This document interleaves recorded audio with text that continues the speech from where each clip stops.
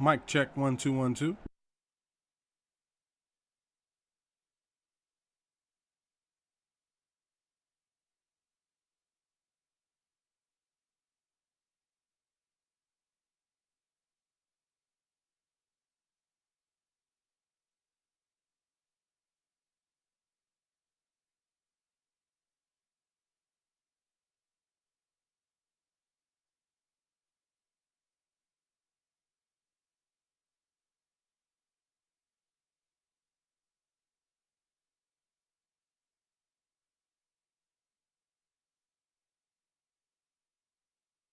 Sound check 1 2 1 2.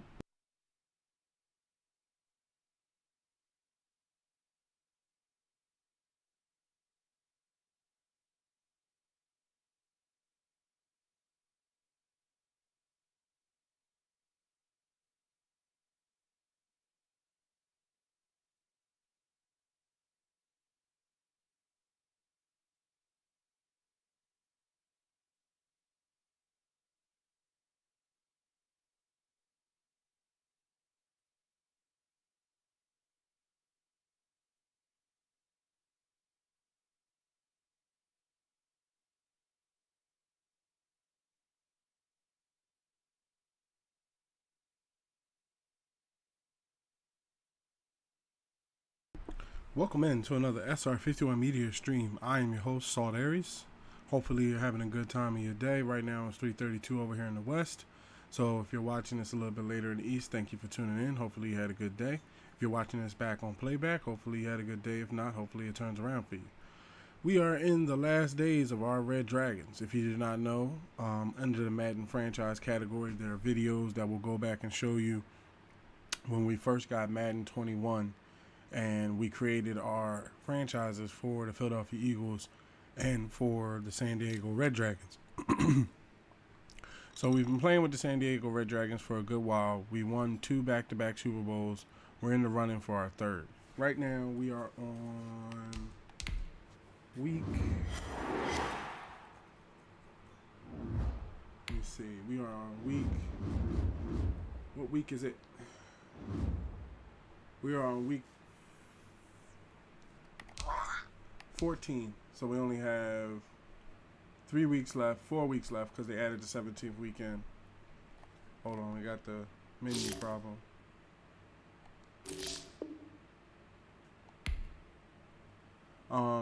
We have 4 games left, and so far we're pushing, like I said, we're pushing for a 3rd Super Bowl. It will be our back-to-back Super Bowl. And also the other thing that I really wanted to see before we went into 21 was I wanted to see when you come over to 2 things that I couldn't find. Well, this one I could find. I just want to get it lined out. Our quarterback, our wide receiver, I can show you. These are the players that were all drafted. So what happened was we created a new team and we drafted players from a draft. Like we went out and got 1st round picks, 2nd round picks, things like that, and we drafted good players. So the players that were drafted were Salt Aries, the quarterback, Sharper, the halfback, Crompton, the wide receiver, Wells, the tight end,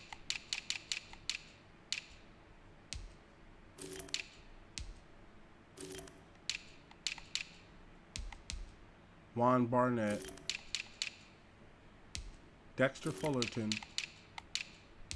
and John Finch. So that's a total of 1, 2, 3, 4, 5,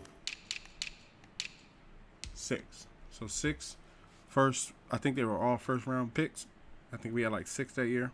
And we did kind of what the Jaguars have been doing. Like we took a team, we took the Jaguars. They had like 1 or 2 picks, and we traded away a bunch of players, got a bunch of picks, changed the whole team around, and within the first year we won the Super Bowl. It was we kind of steamrolled the Steelers in the first Super Bowl. I mean, I think we played the Saints. Let me see if they have our results in here. Let me come over here. League history. Here we go. So in 2021, we defeated the Saints when Drew Brees was still a part of the game, because Drew Brees didn't retire till 22, the one we're about to go into now. So we played Drew Brees. We beat him 45-7. I was the MVP, and Matt Hendricks, our coach, was the coach of the year. Offensive player went to Matt Ryan. Defensive player went to Ed Kendricks.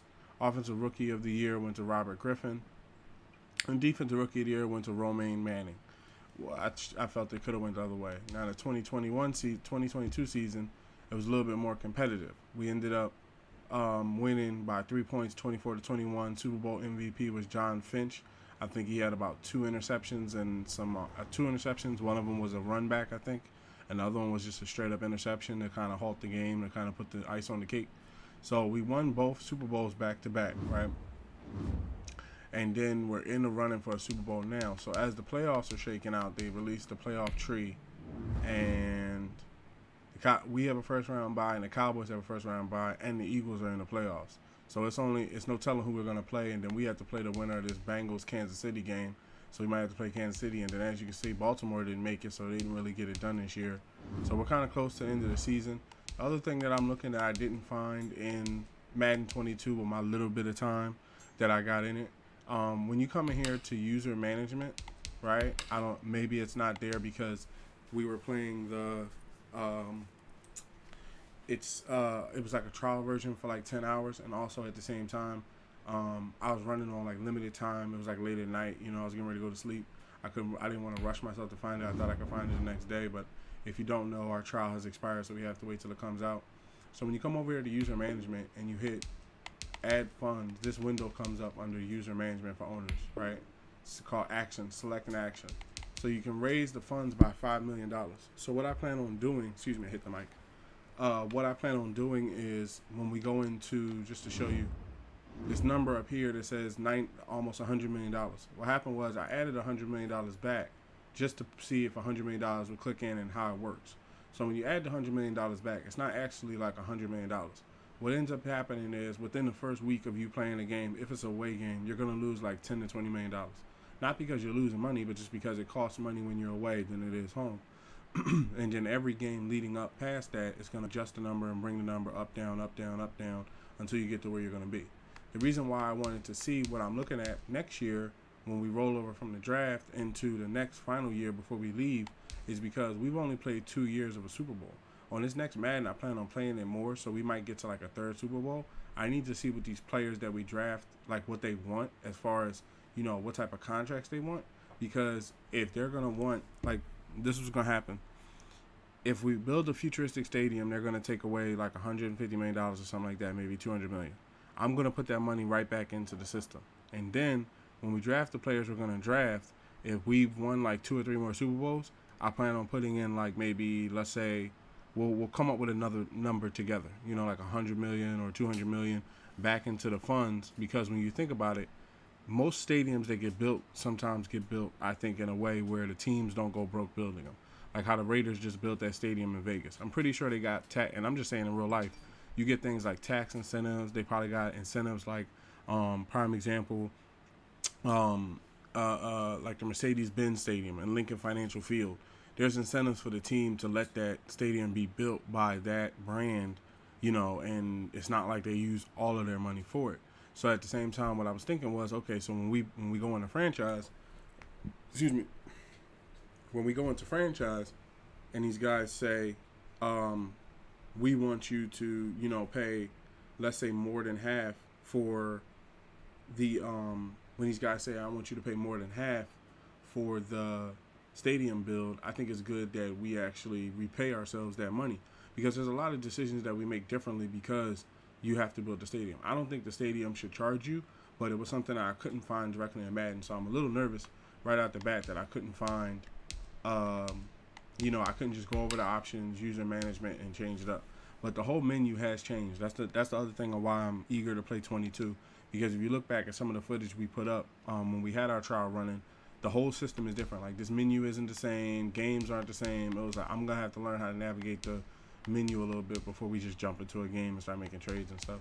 But currently, we're going up against the Texans. Oh, we already beat the Texans. Sorry, we already beat the Texans. Next game is the Colts.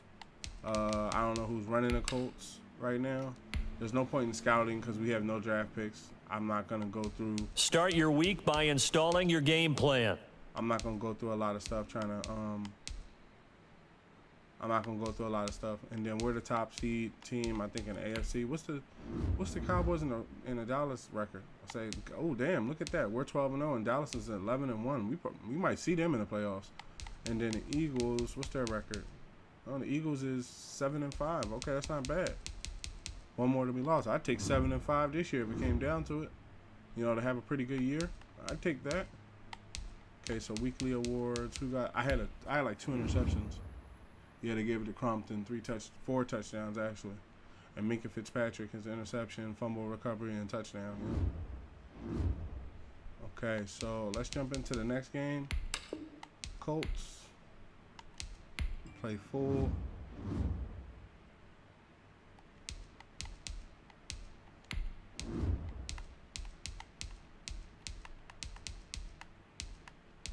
Run balanced, and then most would say, oh, well, you take this person out and you take that person out, and hold on, I'm gonna let the announcers bring you in, then I'll explain it.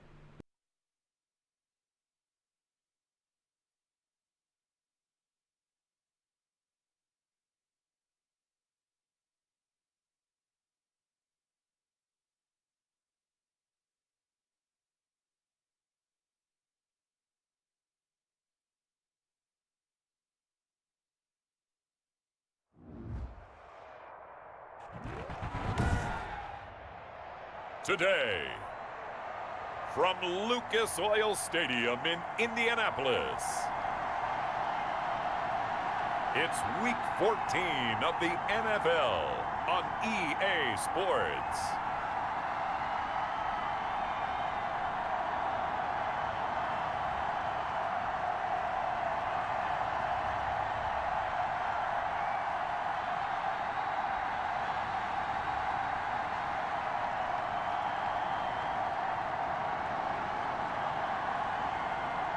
It's the Indianapolis Colts taking on San Diego.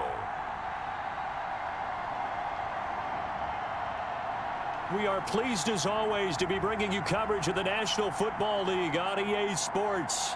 Nothing like the fanfare of introductions to an NFL game, and that was in evidence a moment ago. Fireworks, pyrotechnics, you name it. This crowd is ready as their guys get set to match up between our visitors and the Indianapolis Colts.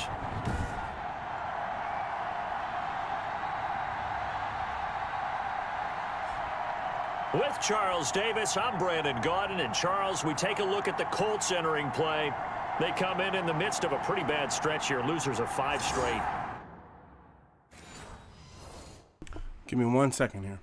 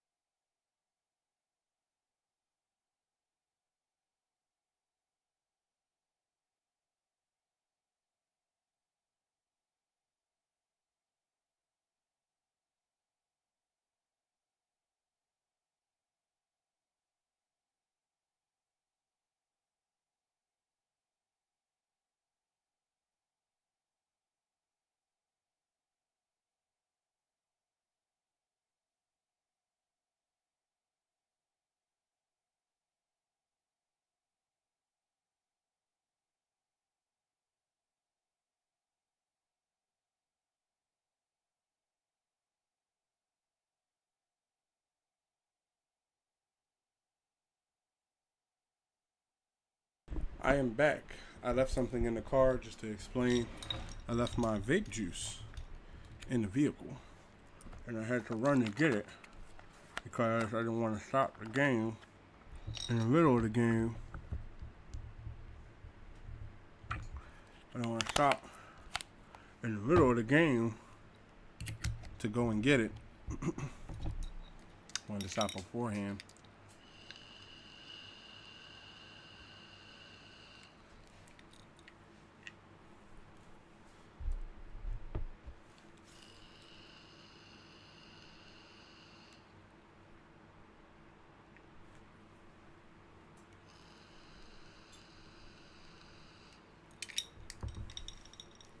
So many different reasons teams hit the losing skids, but the best way out of it, something has to happen positive early in the game. On the other side of the field for our visitors here, they've handled all comers through the first 3 months, a perfect 12-0. Yeah, they're 3/4 of the way to a perfect season, and now's where it really starts to get into your mind. We'll see if it affects their play in any way. So out comes this offense to take over for the first time. And a glance at the man under center at 6'5", he always demands attention. Just 4 weeks left in the regular season, and he has to be firmly in the driver's seat for the MVP award. Yeah, as the month of December wears on, we'll see how this all shakes out, and the debate will certainly heat up. But he's done everything they've asked of him. Wouldn't you love to be in his head right now, though, to see what he's thinking, how much this is affecting him? Is he thinking about it at all? Are his teammates talking to him about it? He's dealing with a little bit of pressure, though, even though he's right now the #1 guy. They got this in that time. And he Let me see something. Can I check out who they got on their squad? Just an X Factor now. DeForest Buckner, defensive tackle, fearmonger. Denarius Leonard's a superstar. I know that one. Forces his way up past the 30.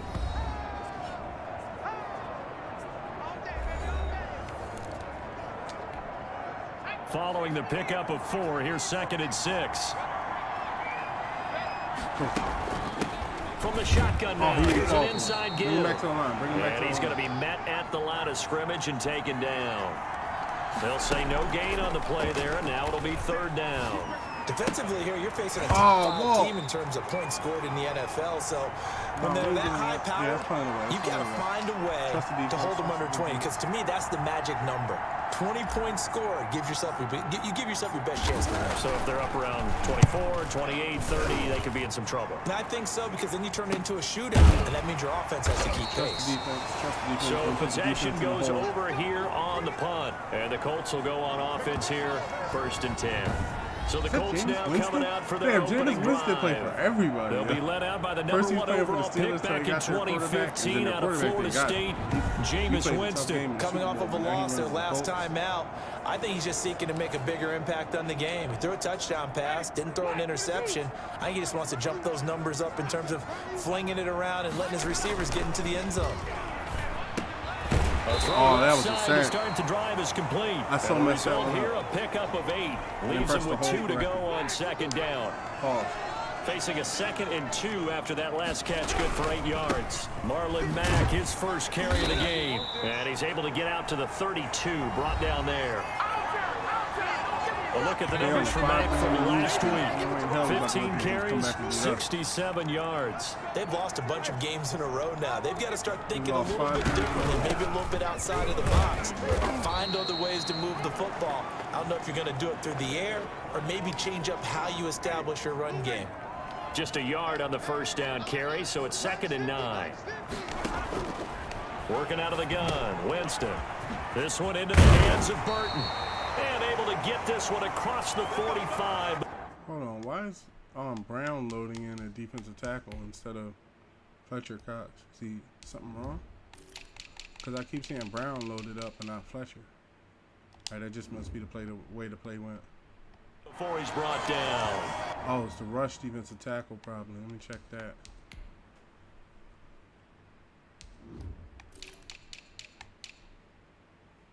I don't know, he just... Guess he got subbed in.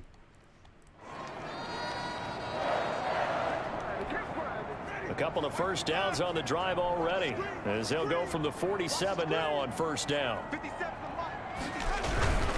Now a carry from back. It's a 7-yard carry to set them up with a 2nd and 3. A nice run here early on. It doesn't take a great play caller to realize you want to establish a guy of his caliber with runs like this early because they will pay dividends as the game progresses. Throwing on 2nd and 3. Winston, he's got his target. That's Zach Pascal. And he is tackled inside the 40, not quite to the 35. 50 catches for him now on the year, and he's got a 1st down. Out of the gun, here's a give to Mack. And that play went nowhere. Losing yardage. It'll be back at the 36. He'll lose a yard there, and it's 2nd and 11. Part of their struggles last week was getting these negative plays on 1st and 2nd down. That's something they have to be wary of as this game continues.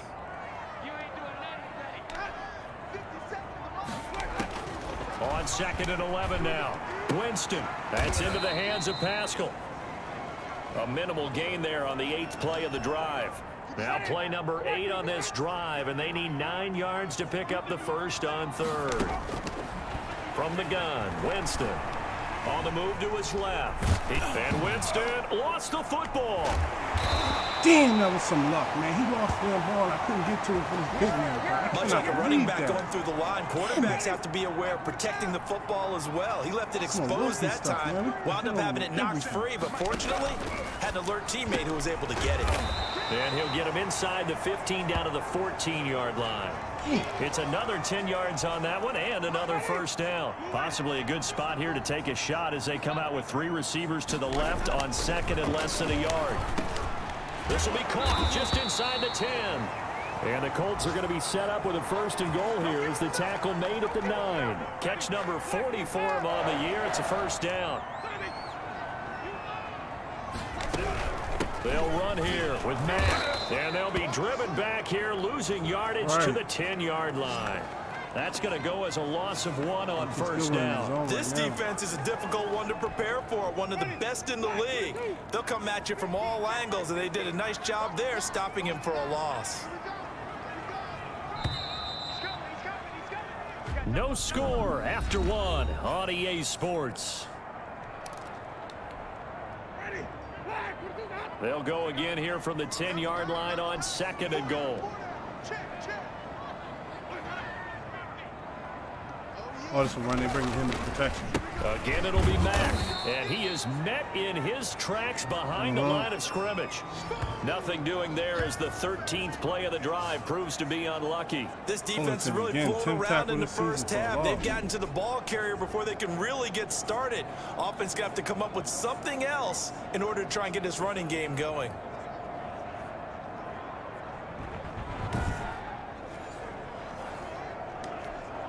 And now can they reverse the trend on 3rd and goal with the last 2 plays having gone backwards?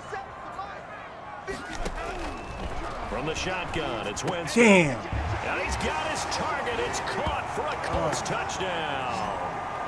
Trey Burton with touchdown number 7 on the year. And they are able to strike first here on their opening drive. No surprise there. 3rd and goal down here. That's where they're going to look for their tight end. Yeah, you want that big guy running his routes because it doesn't matter who they cover him with. If it's another big guy, he might use his bulk against him. If it's a shorter defender, might go over the top. Either way, you tend to find a little bit of a mismatch in that area. Now this will make it into the end zone. He should have scored first. And he'll wind up getting a couple extra yards here for his trouble to bringing it out of the end zone as he's down at the 27. The offense now at the line, ready for their next drive. And on the first drive, 3 and out. And I know that these are professional athletes, but I would imagine sometimes you get the nerves at the beginning of a game still, don't you? Those don't ever go away. And typically what I've heard from guys and what I remember from playing, if you don't have nerves at the start of a game, it's not going to be a great day for you. You're not really ready. J.J. Watt is hurt. So J.J. was playing.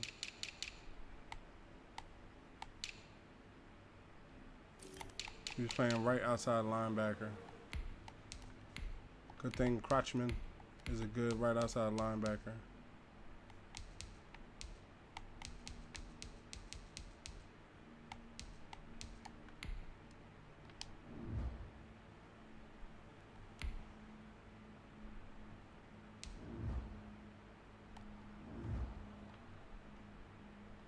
to play. So finding a way to harness those nerves and not let them affect you in a negative way, that's what all the guys are looking for.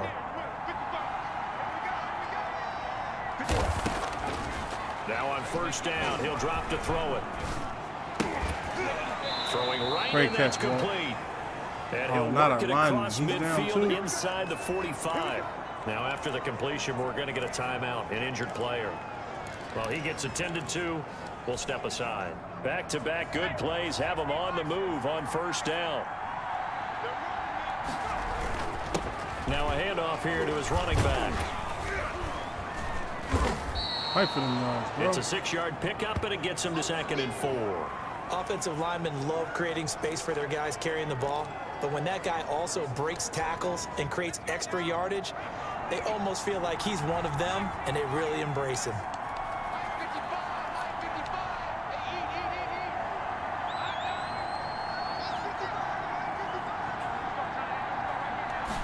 Second and 4. Flushed out right. I knew And he he was gonna can't catch find it. a receiver, and he's brought right back. down. Trey Hendrickson showing his strength and quickness there, a loss of 4. And he finds a man on a crossing route. Yeah. And all the way in for the touchdown. A big play there with touchdown number 27. That ties Priest Holmes for the 3rd most in a single year. And his guys are an extra point away from tying this thing up. And there they got him the ball. Just get it to him, let him do the rest. You know, he probably said that to his quarterback as he broke the huddle. I like the play call. Just get it to me. I'll take care of the rest of it. Helping out his rack, right? RAC? Run after catch, and he loves that, and he's going to carry that in at contract time. Oh, yeah. Bruce shoulder will not be able to return to game. Oh, my. Oh, our left guard just went down, so J.J. Watt is hurt. And our left guard is hurt. And we're like 3 games away from the playoffs. See, this is what starts to happen. But you got to roll with it. You know, it doesn't matter how much money you have. To tell you the truth, it really does not matter how you can have all the money in the world in this game. You could give yourself like $800 million. Like, players break down. I've had J.J. Watt for like 2 seasons, and he's already up to like 10 years, so he's like 13 years in the game. That's what you now got to start Greg making Zuerlein decisions on for the extra whether or not point. you should bring players back. I just want to see what our franchise quarterbacks and It's up and wide good, and receiver we're and tied tight at end going 7 up. here in quarter that number 2. middle linebacker right The there, drive 'cause summary I heard that a rumor. time, 5 I plays. heard another content creator say his creative player wanted $200 million for like 6 years.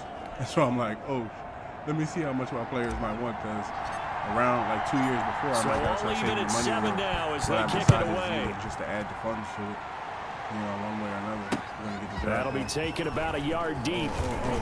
Sit down. And he'll be stopped right around where he would have been had he gone down to a knee, maybe a yard shy of there at the 24. Second drive coming up here for the Indianapolis Colts. And they'll be looking to build off of a nice drive last time, a drive that really relied on the quarterback. Making good decisions. 1 second. So just to explain, at the top right, that is my name on Xbox. I am Salt Aries on Xbox.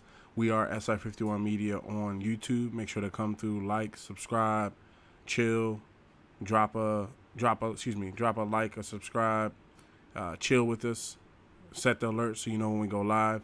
The next logo is theta.tv. That's T as in Tom, H as in home, E as in excellent, T as in Tom, A as in Apple, .tv.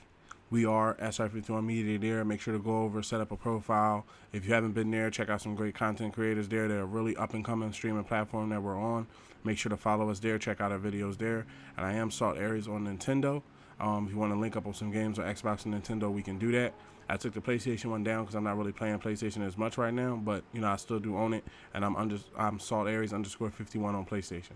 I just wanted to make that clear. Oh, and at the bottom, that's our official brand website, www.sr51media.com, built by the SR51 Media brand for us, the 51 Dynasties, for us to have a good place, a good home for all our content and everyone to enjoy. So let's jump back into the game. Distributing the ball well, distributing it accurately, keeping it away from danger. All right, now this is where really you got to nicely hold run drive. But now the defense, what adjustments do they need to make in the passing game? Pass rush.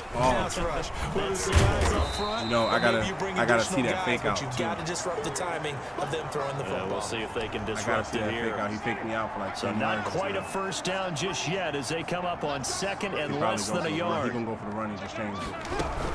They'll run it out of the gun. Couldn't get to him. And he's able to take this one up to the 35-yard line. See, the only thing is, I don't want to good commit enough for a the whole first. defense. Well, he hasn't made much of an impact in the running game thus far, and after that last run, not much is going to change in that area. He hasn't been able to get anything going, and really the offensive line not helping him much.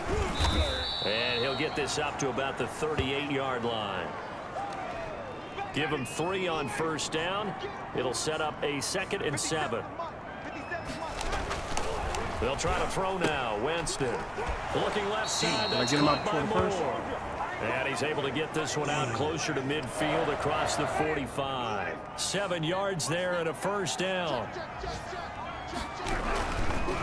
Now a run with Mack. And they went the wrong way there. Losing yardage back at the 43-yard line. Call it a full 3 yards in the wrong direction there. Brings up second down.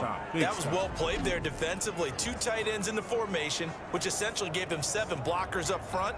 Hard to imagine with all that size and beef that they could let a tackler through, but that's exactly what happened. A loss resulted. 13 yards remaining on second down. Here we go. Set. Jameis to throw it. He's got Burton here. Oh, Lord. And they'll get him down as he's inside the 40. Jameis 19 yards to pick up there. Move the chains. So on the other side of the field now, it's 1st and 10 as they've got things rolling on this drive. A reminder, once we hit halftime, as we do all season, we'll send it down to Jonathan Coachman in Orlando. He'll have all the stats and scores from games in progress around the NFL. The best multitasker in the business, the coach. Another nice gain. That's now 30 yards between those last 2 plays. The line is, these linemen they got. On 1st and 10, Winston completes it to the tight end, Burton. And he'll be brought down at the 27-yard line. That catch good for only a couple. I think it's okay there. They didn't get a whole lot on that play, but it's nice to have a safety valve that's built like this guy. Big target, guy you can spot pretty easily. Put it on him when your other targets aren't open. Shit, he's going to get a first down. I missed the tackle. Inside the 10 at the 8. For a big guy, Jameis sure can move. Did a nice job there picking up the first down with his legs. He is tough to bring down, Jameis Winston. Charles, I remember calling a baseball game of his. He played baseball at Florida State, too. And you saw his legs, tree trunks sprayed in to those baseball pants. I said, how could anybody bring this guy down? And that's part of the beauty of his game because he has that toughness, that thick body. He may not beat you sprinting. He's going to get the touchdown. I couldn't get to him. I called it before he got it. Touchdown. So he's going to get the touchdown because I couldn't cue him. Nobody wasn't cueing him. Nobody else close. And the Colts have taken the lead. Nothing we can do. I'd have to say that for him, that was an all-encompassing drive because it was his arm that got his team down to that point, but his legs that finished the deal. Give him credit for making it happen. Extra point right down the middle, and that makes the score 14-7. So after the touchdown, here's Blankenship. When you're on a win streak like this, it becomes harder for you to keep it going. That'll be taken about a yard deep. And that decision to bring it out ends up not being a good one. Costs him about 5 yards as he's tackled at the 20. So here are visitors to take over on offense. Inside of a minute left in the half. Does the fact that you're down on the scoreboard influence what you do, or I guess don't do on this final drive? It certainly does, but what influences me even... Get off caught inside the 30. And all the way down to the 26. Now the offense going to use the first of their timeouts, as it'll come with 36 ticks to go in half number 1. They'll look to throw here on first down. Flush to his right. And this is caught at the 8. And down he goes, taking it inside the 10, just shy of the 5 at the 6. They go right back to him for 20 and a first.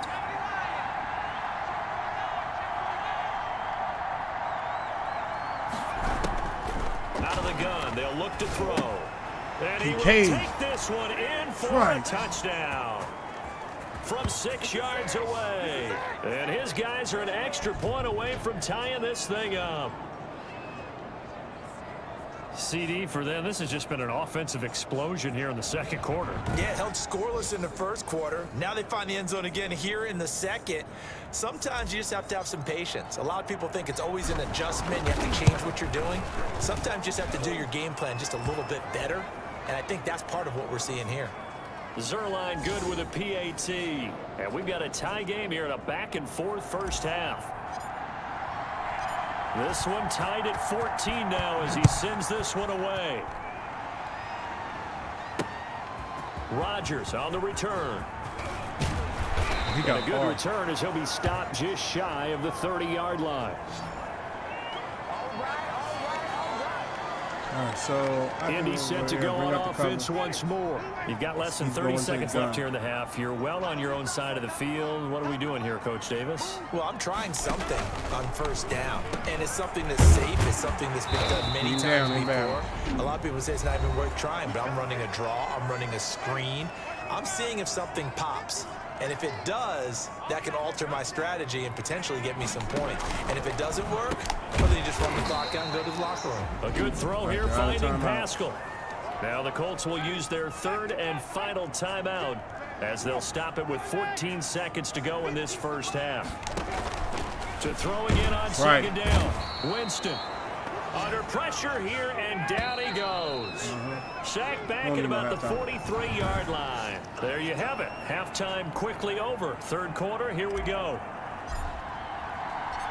And ready to get the party started for the second half. It was an even first half, all tied on the scoreboard. That'll be taken about a yard deep.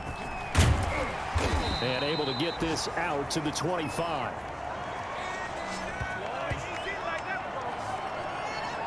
Tell you one thing, in 22, the crowd is The Colts come to the line ready to start their next drive. We have seen a lot of points here in this quarter. For us up here in the booth, it's been fun to watch. The defensive coordinator's probably scratching. Under pressure, they got him again. Fletcher Cox, the former Mississippi State Bulldog, ringing the cowbell there on the sack. 25th sack this season. And that sack certainly just strengthening his candidacy for Defensive Player of the Year. You think he's got that one in the bag yet? I'm not willing to vote quite yet just because I want to wait till the season's over, but he is really tracking towards it. Just look at all the great plays we've seen from him throughout the season. Strength plays that you referenced there, as well as agility plays. They just have not found a way to block him consistently.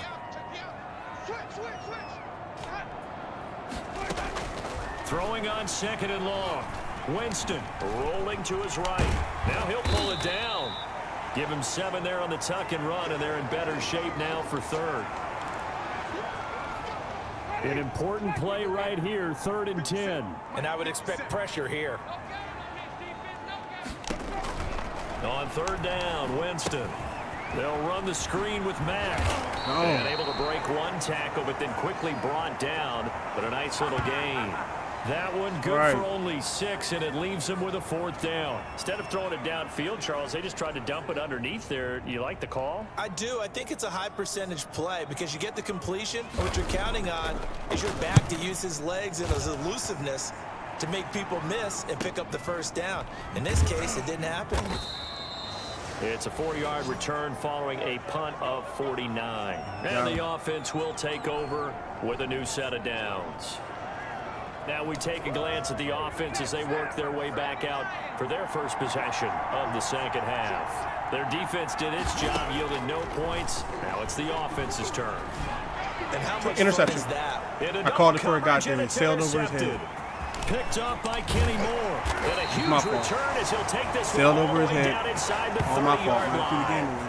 When he went on the move there and started rolling out, I thought there was a window, but that window closed quickly, intercepted. And sometimes, despite how big your arm talent is, you don't get enough on a throw when you're on the move as opposed to setting your feet and stepping into one. That may have been the case there, and the defense certainly benefited. 5 yards on the catch there, brings up 2nd down. One thing you're hoping for when you run drag routes, you're able to hit a receiver in stride, and he can pick up a lot of yardage after the catch. But in this situation, the defense was effective, able to stop. All right, now when they get close, Jameis likes to take niggas out. 9 yards to pick up there, and it's a first down. This has to go down as one of the simpler routes in the playbook, but oh so effective. Nice completion there. Keeps the sticks moving. To throw, Winston. Out of his hands quickly to Pittman. And he's going to be brought down just shy of the 5 at Bring the out 6. the engage. Let's see how they line up. Ball at the 6 here as they work with a 2nd and 2. On the ground, it's Mack. Got it. He is going to be stopped cold behind the line of scrimmage. That's a big loss of 3, and it brings up 3rd down. Sometimes you just sit back and marvel at what he can do defensively.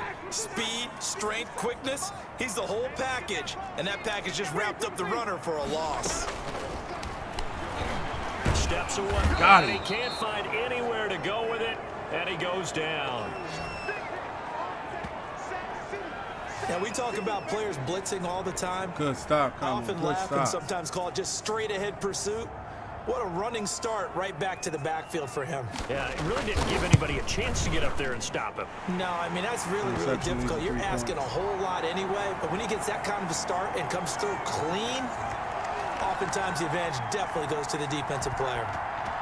So the drive stalls out inside the 15-yard line, but they do get 3. And I've talked with enough players nowadays that when they have these types of kicks, that no one says to their guy, hey, that's just like making an extra point, piece of cake.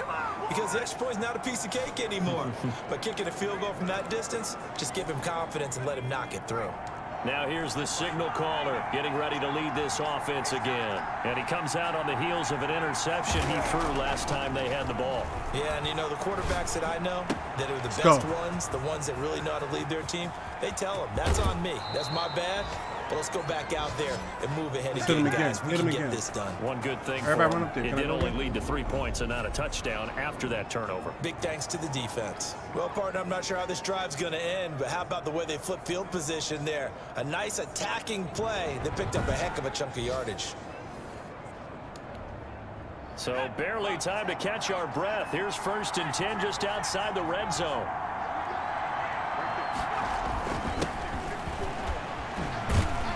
Running on 1st down is Fournette, but he can only manage a yard or so before he's brought down. The run only got a yard. Here's 2nd and 9. He'll look to throw. Escaping the pressure. And he's going to have to eat this one as down he goes. We in field goal range, but I want to do nothing to jeopardize that. Enough takes a start to have a good drive. Quite like a big loss on a sack, does it? Now they're looking at a 3rd and long, and suddenly the momentum shifted to the other side of the football. And old Mo is a very, very fickle man.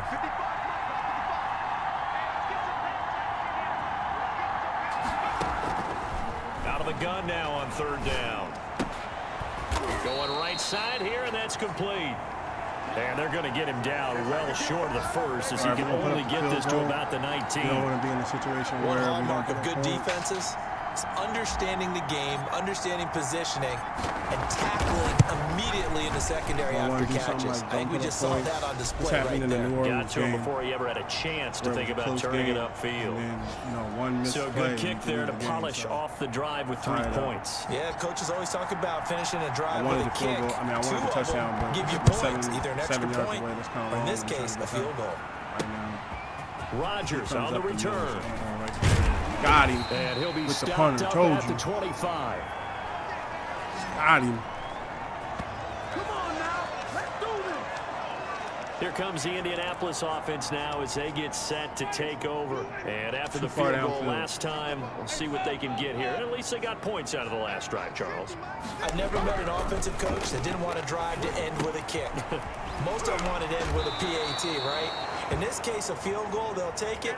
Way better than the alternative, which is a punt. Yeah, but you met fan bases that wanted that, that weren't happy with that field goal. I haven't met a fan base yet that wants to drive to end with a kick, other than the extra point. That's it. A throw on the quick slant, going to be complete. And he'll go down, and that will do it for the 3rd quarter of action. It's a 1st down on a gain of 10. Back now in Indianapolis. All even as we get ready to start the 4th. And he's got his favorite target yet again. It's complete. A good pickup there. 8 yards on the first down completion. Facing a 2nd and 2 after that last catch. Good for 8 yards. Now Mack. And great sack. Good sack. Great sack. Good one. Down he goes, folded like a lawn chair. He'll wind up losing 3. And now it's 3rd down. And the trend continues here in the 4th like it was in the 1st, 2nd, and 3rd. He's had nowhere to run. And you're probably thinking to yourself, why do they keep feeding him the football? Well, they trust him first and foremost. They do believe that over time he might actually pop one of these runs. But bottom line is he takes care of the ball well for them, so they'll keep handing it to him. And he'll find Pickett. And he's going to get this down to the 35-yard line. Great way to convert on 3rd down. I need to see this play. I need to see the instant replay to see what's going on here. Am I calling zones? And they're going, man, what's going on here? Because this is getting crazy. Okay, so he goes out. He's uncovered. He's shadowing him. So that's like a zone. Okay, so I need to flip to man a little bit more. 21 yards the play. Bring the strong safety. Some good games going on in the early window. This might be the best of the bunch. 1st down, Winston. Oh, there's that man again. It's complete. And brought down, but not before they're inside the 25. Another nice gain, 13 yards that time, and another 1st down. Come on, y'all, we need to stop. Off the play fake, Winston. And that's going to be incomplete. Too tough to hold on to that one. It's 2nd down. Play deep. They're going so after the incompletion, 2nd and 10 from the 22. Play fake, Winston. He'll try and run it. And on this one, he'll get to the 15, right at the 15-yard line. Give him 7 there on the tuck and run, and they're in better shape now for 3rd. The Colts on 3rd down. They've converted 3 out of 5 thus far. Here it's 3rd and 3. They'll try and run for this with Mack. Did he stop him? He will be very close to a 1st down, but I see the closed fist of the referee, and that means 4th down. Have to kick this field goal, don't you? No question about it. Look at the clock. Look at the situation. Kick the field goal. Blankenship's kick is good. And the Colts hit the scoreboard first. It's 3-0. So the drive here ends with a field goal. It does give them the lead, but this one's still certainly a long ways from over. It definitely puts a lot of pressure on your defense to hold the lead, right? They're happy to have it and happy to be out there trying to do so. But I know as a former player, in the back of their mind, they're thinking, why don't you score the touchdown and seal this thing? Charles, this one not over, certainly, but you set the magic number earlier in this game at 20 points, said that they would need to hold them right around that marker under it. What are you seeing here? Well, that number is still in play because we said, okay, 20 or under gives them a chance to win. Right on pace for being in that range. And guess what? They've got a shot. And it's incomplete. Boy, he doesn't drop many like that one. 2nd down.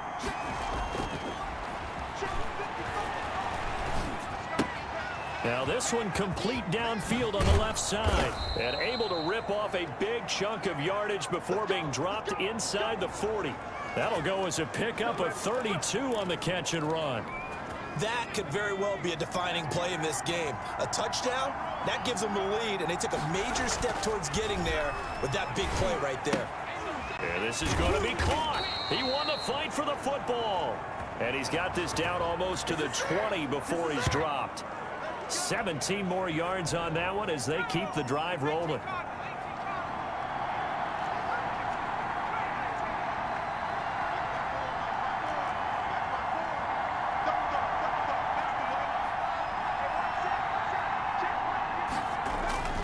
Now a play fake here on 1st down. Sliding out of the pocket.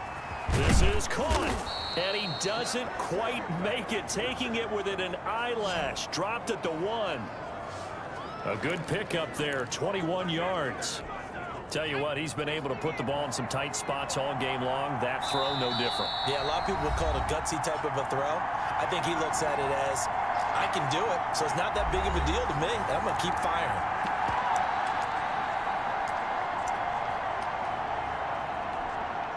So it's our visitors with the football as we get you reset. They come up on a 1st and goal with this game still hanging in the balance. And he is into the end zone for a touchdown. A great effort there. His 5th touchdown now on the year. And his guys are going to retake the lead. And touchdown, and congratulations, and 0 relaxation ahead of them, right? Way too much time on the clock for them to start celebrating. Yeah, part 1 is done, but now on the sideline, you can already see them scrambling down there. They're getting those defensive guys ready. Yes, you have to get those guys ready, and you also have to talk to your special teams guys. Make sure the kickoff is exactly what you want and cover it well. Still an important piece of business to take care of, the extra point. And that will make this a 4-point game. 5 plays there on that drive. And it ends with a 1-yard touchdown run.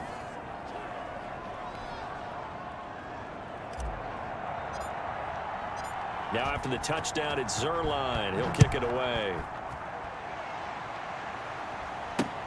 Fielded near the back of the end zone. And Rodgers will hold on to this one, and it'll come out to the 25. Winston readies the offense. Down 24-20, just under 2 minutes to go. Middle of the field, he finds Pascal. And he's taken down, but able to slip across the 35.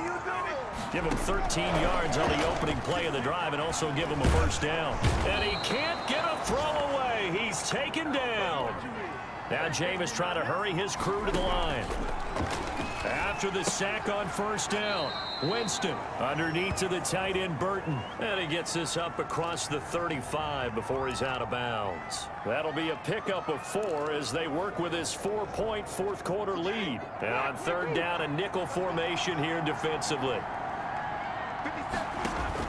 Here's Winston. And nearly intercepted there. That would have been ball game if he had clinched it and caught it. Instead, it gives him one more chance here on 4th down.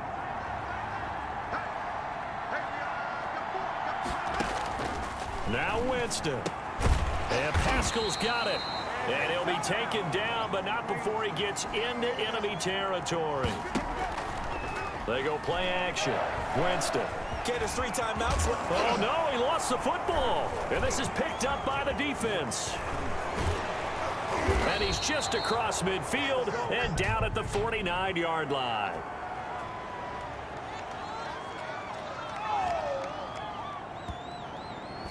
So this will be accepted as it moves the offense backwards. So the special teams penalty cost some yardage there as they come out on 1st and 10. And he'll give it here to his running back. And unable to get downhill there as he'll take this up to about the 37. The Colts going to use the first of their timeouts as they'll stop it with just over 40 seconds to go in the game.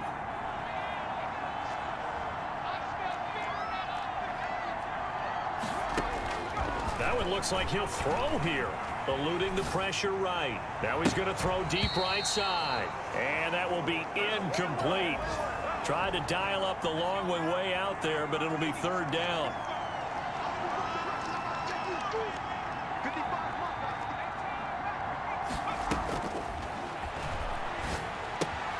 Throwing the out route incomplete. It's Wells.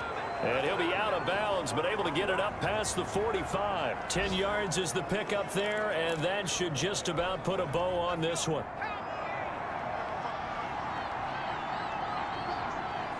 Down to a knee here. The defense still with a couple of timeouts. We'll see if they want to use them. Now the Colts going to burn the 2nd of their timeouts as the clock will stop with just under 30 seconds left to go. And they will take a knee here. Now the Colts will use their 3rd and final timeout as they stop it with 28 seconds to go in this football game. And they'll indeed take a knee. Yeah, it's fun to kneel down in front of your home crowd, but when you go on the road, that band of brothers attitude, right? Just us against the world and get it done. How happy are they? I remember a coach at a previous stop telling me, you get a win on the road, doesn't matter the opponent, get out of there like you stole something. And they did in this one.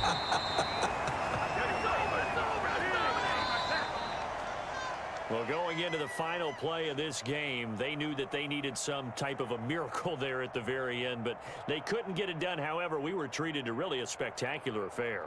Even though they didn't finish it off, you're exactly right. They took us down to the last play. You're wondering, could it happen?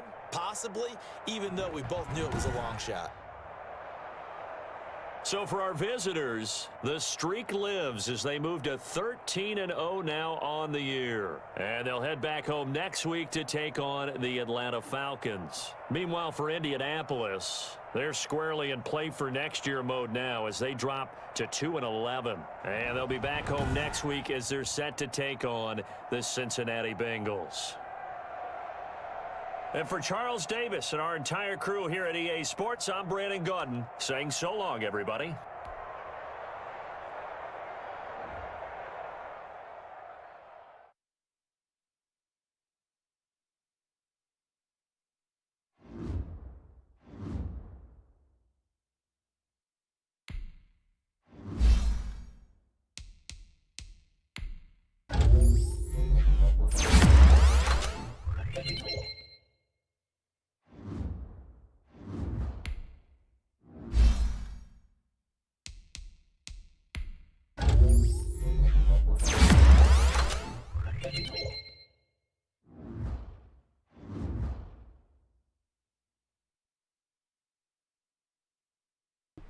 And if you're wondering, we do all of this in 22 as well, updating the stats, making sure players are good, things like that. This is why I play the game towards the end of the season. Even though it runs a risk of players getting hurt, they get a very good push going into the playoffs of like feeling good and their stats go up. So it's good to have them play those last couple games. It's a big risk, but it's also a big reward, as you can see. So we beat the Colts 13-0. On to the next week. Start your week by installing your game plan. Us and the Falcons. Oh, do we have an injury report? Is anybody hurt? Okay, so JJ, none of them dudes that was hurt is hurt. That's very good.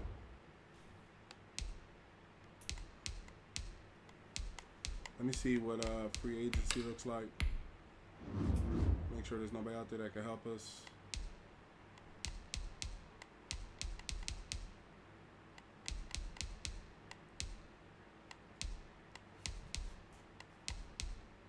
Nope.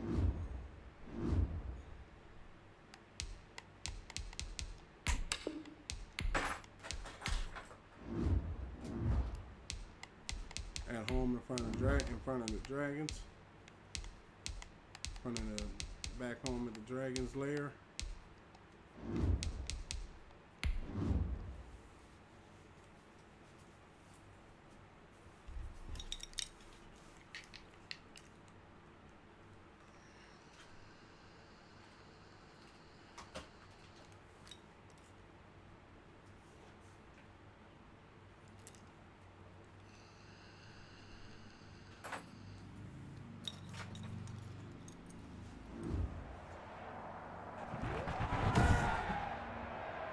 Today, from San Diego, California,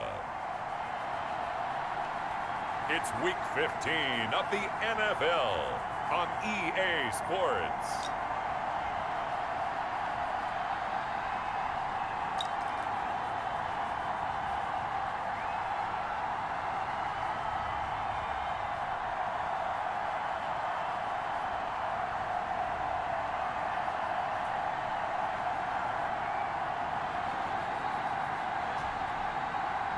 It's San Diego taking on the Atlanta Falcons.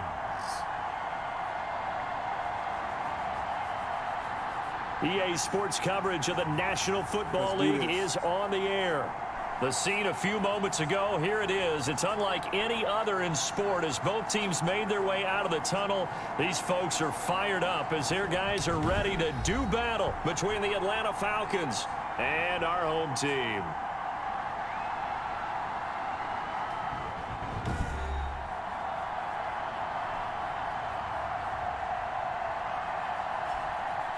Along with Charles Davis, I'm Brandon Gaudin. And Charles, you take a look at our home side as we enter play here. They've been flawless all year long as they hit the home stretch at 13-0. And now they just have to guard against complacency. You still got to go out and earn it every week. Meanwhile, for the visiting Falcons, they've come in on a nice run of recent form, 4 wins out of 5. And the offense last week, they had things humming. If you're a defensive player, you may get overshadowed a little bit, but you're really buoyed by what your offense is doing. The lane opens here. He's past the 30. So out comes this offense to take over for the first time. And trotting out there, their tall quarterback standing at 6'5". To be considered for the MVP award in the NFL, it's got to be a season of not just consistency, but spectacular consistency, and he's had it all the way through. I think you're right. He's been as consistent, more consistent probably than anybody else as the numbers bear out. And the social media chatter for the MVP races certainly start to ramp up. I know you and I have felt that. Yeah, no doubt about it. Right now, he's in the pole position as we head down the stretch. Go with it, Ian. And all the way down to the 24-yard line. A big play there on the first play of the game. 46 yards. Well, welcome to the party. First carry of the game. How about that? And just think, as far as he's concerned, he's just getting warmed up.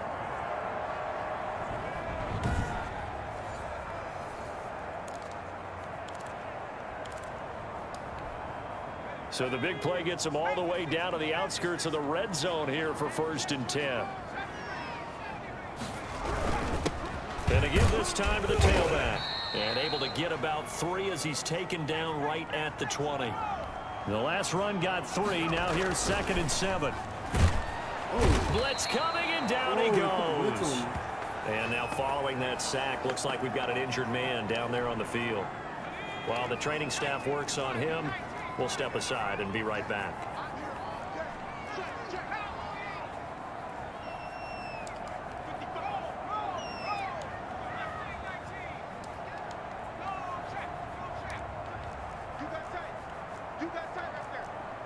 Timeout. I was stuck. I was gonna run, but I didn't like the way that I'm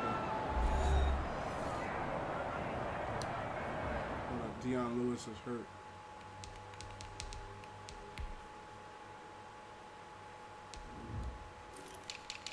Is he even starting? Yeah, he's a right guard.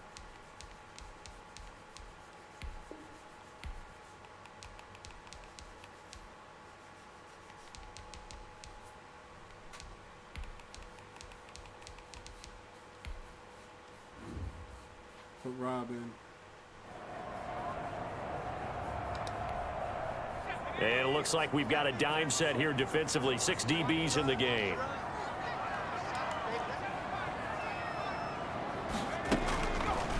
Now a shotgun snap as they'll look to throw. Started the game off very stupid.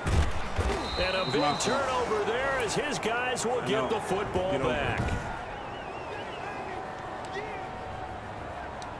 That's completely my fault.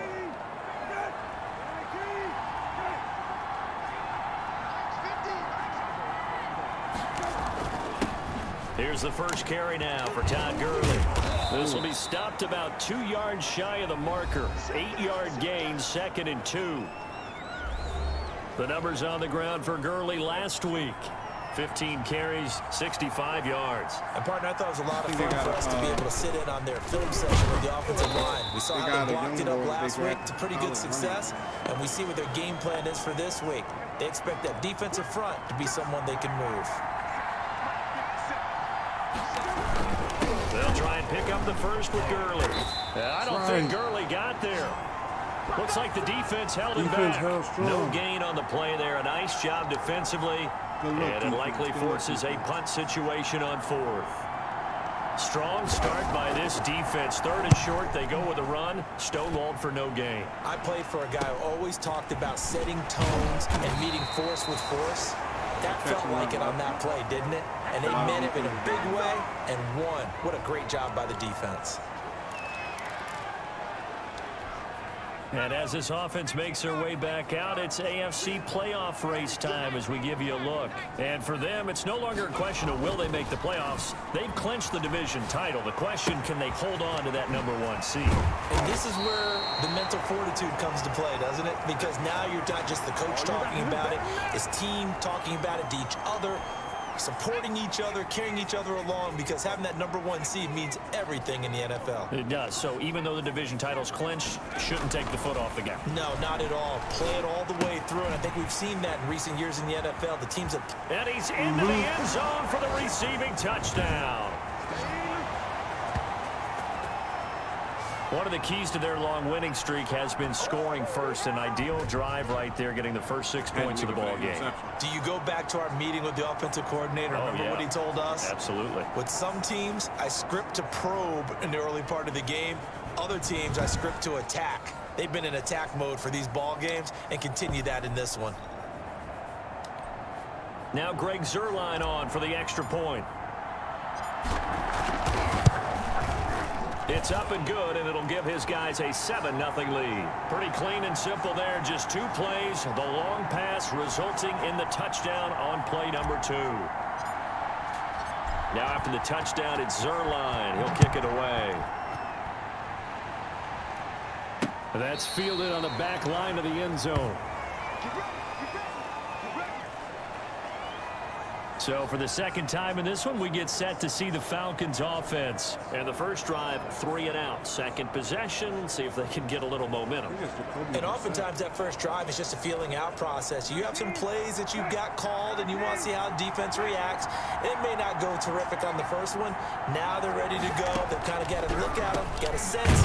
Let's see if they open things up a little bit. See if they open things up. Let's see what the defense does here, too, after a good stop. A gain of 6 there on first. When you see zone defense and you know you've got a drag route on as your primary call, you've got to be really careful as a passer about how far you let your guy go, because he might wander into some tough coverage. Now on second down, this is Gurley. And he is met in his tracks behind the line of scrimmage. Call that a loss of a yard, and things get a little more difficult here. 3rd and 5. Plays like we just saw there. That's why they're up right now. And the defense, they're doing their job. Yeah, it starts with the guys up front. So when you talk with GMs who are putting together a team, a lot of them say we're going to build from the inside out, because if you control the line of scrimmage, you control the rest of the ball game. And that's what we're seeing here. They're actually playing in the offense's backfield, not necessarily just playing at the line of scrimmage.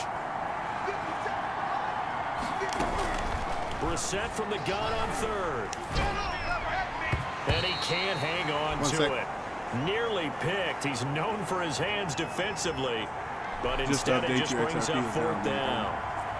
2 drives won't tell the story of this game, but you absolutely have to like how this defense has played thus far. They have yet to allow this offense to get on track in this one. And here's Hofrichter now, the punter, as he sends this one away. Now a late flag comes in as they got him down via the face mask, and that'll give him even better starting position. Even more yardage.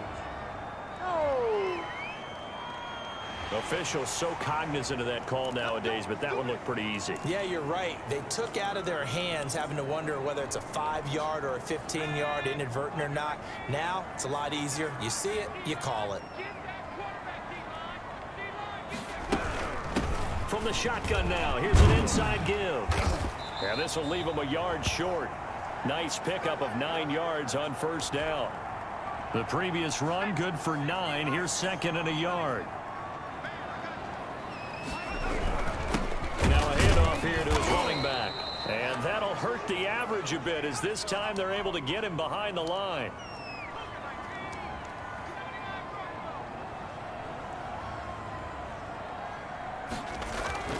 He'll look to throw. Gonna throw right side here. Complete. And he's taken down inside the 30. Second catch for him today, and it'll wind up a 1st down. Solid catch there for a man who's been so brilliant this year. Worth pointing out, as we were talking about earlier, there has never in the 60-year history of the award been a pass catcher, tight end, or wide receiver that has taken home the MVP trophy. And the best receivers I've talked with, they know that stat, and it drives them crazy, because they understand that without a quarterback, they don't make the plays that they make. They also don't feel like they get enough credit for bailing out some of the throws the quarterback's made. Absolutely. Takes 2 to tango. Here's 2nd and 8. Ladies and gentlemen, that is a force of nature at the defensive tackle position. Yes, he's as big as they come, but still pretty agile. He's able to make a nice play there to swallow up the ball carrier. A really nice gain of 25 yards. Nice job there of utilizing his big target. He didn't overthink it. Understands the catch radius, understands that he knows how to use his body to keep defenders away from the ball, and puts it right out there for the nice pickup. I don't want Fournette in anymore. Sharper showed me that he can play. So he's going to be our power running back now.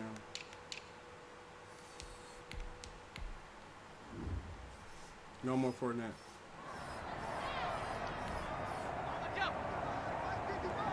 And then also we was too bunched up. He was going to know he was coming. They'll try and run for it on first and goal. You gotta play better, and bro. this time they were ready for him as they'll stop him right at the line of scrimmage. They'll wind up losing 3 yards here, and that'll bring up a 2nd and goal. And he is going to be stopped cold behind the line of scrimmage. It'll be a loss of a couple on the play, so now 3rd down coming up. Sometimes I think these defensive tackles get a little bit of a bum rap. We just see them as big guys that eat up blockers for others to make tackles. Oftentimes they're quicker than they get credit for. And this time he uses quickness to make a play. And he is out of bounds here. Decent gain on the scramble of 6, but now it's 4th. Yeah, we'll take the field goal. So here's Greg Zuerlein now as he'll try for the field goal. From the right hash at a bit of a tight angle. And the 11-year veteran bangs it through. And the lead moves to 10-zip. He was just destroying the man. So the scoring drive encompasses 9 plays, and the net result, 3 points. Take your disappointment and put it aside. 9 plays. Yeah, they want to end up in the end zone with a touchdown. I get that. But sometimes those 9-play drives pay dividends later with another 9-play drive that culminates in a touchdown when they wear down a defense.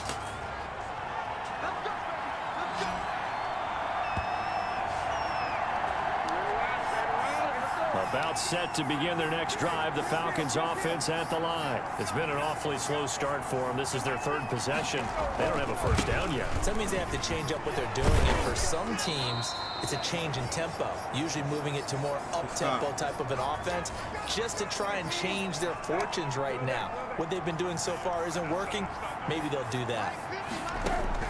From the 25 on 2nd down, Brissett to the right side and complete to Hurst. And he takes us beyond the 35 before going out of bounds. A gain of 13. It's a 1st down. And they run the option here on 1st and 10. Great and sack. He can't escape, and down he goes. Great job defensively. I think he was trying to go through his progressions, find someone to get rid of the football. Before he knew it, he was on his back. So that just brings us right back to what you said in the beginning. A great job defensively. Nowhere to go with the football. That led to the sack.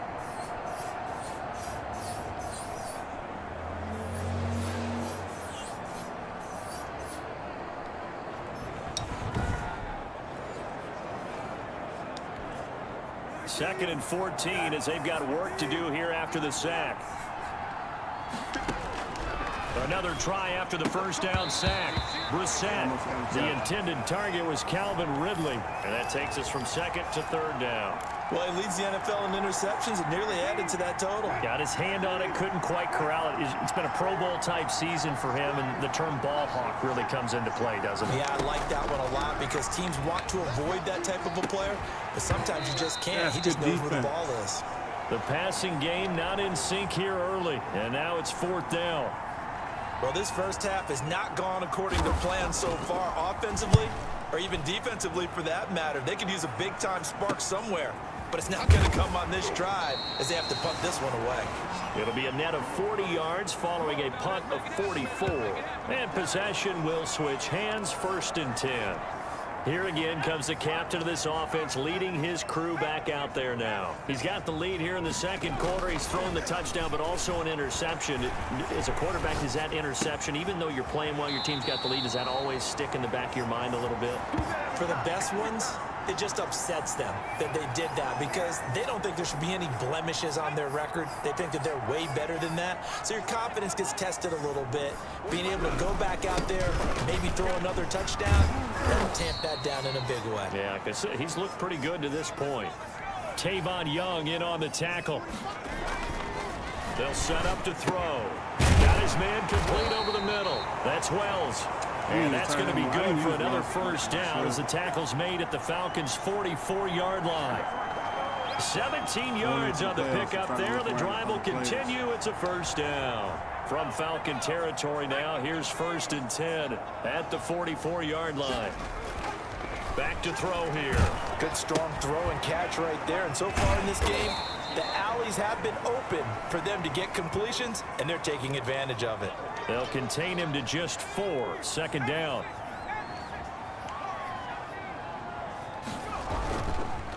And he'll give it here to his running back. He'll wind up getting 4 down to the 36. On any running play that's called, they're always hoping that it's going to break big and go the distance. But when you get a nice gain like that, you're able to do so many things anyway. You can come back and run essentially the same play again, continue to move the ball on the ground, or you can decide to throw the ball now because usually you have the defense back on its heels. And the big fella stuffed that one up in a big way. I think doubling him has to be a priority because you can't move up to the next level if you don't take care of him first.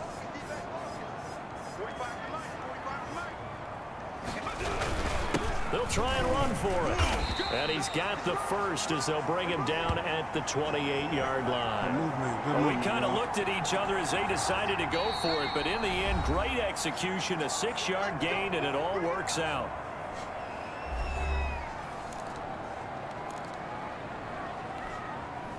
Coming up at halftime, I'll go from one personality, that's you, Charles Davis, to another one in Orlando, the coach. He'll have stats and scores from around the NFL. You and Jonathan Coachman, both larger than life. No doubt about it. But you're stuck with me in this booth, yes, and he's miles away and smiling. And happy. A nifty bit of scrambling there. 12 yards, first down. Partner, he was going through his progressions. Not there, not there. After about the third one, he decided he better pull it down and run for it. And he slides down and avoids the hit for good measure.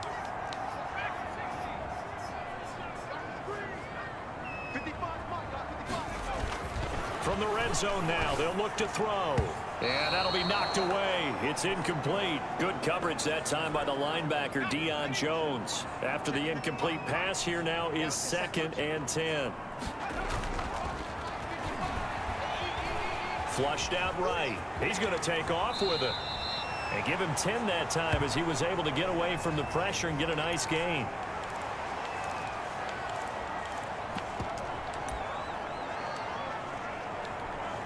Third and inches, and they've got some extra beef up front. 3 tight ends. And to give this time to the tailback. And he won't have the touchdown, but he will have the first down as he's tackled at the 2. 4 yards on the play, and that leads to the 1st and goal.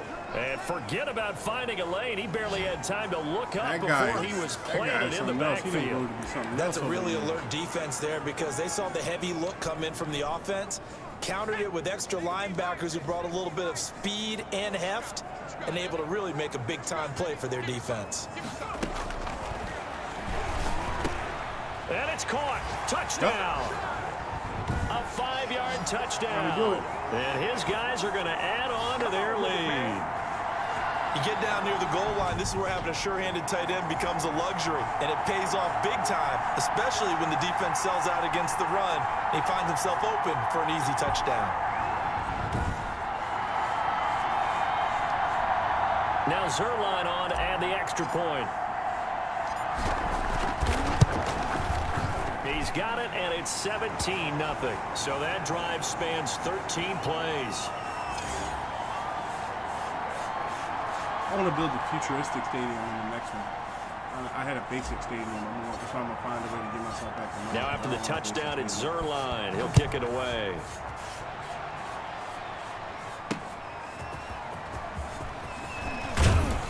And he'll take it a yard or so past the 20, call it the 21.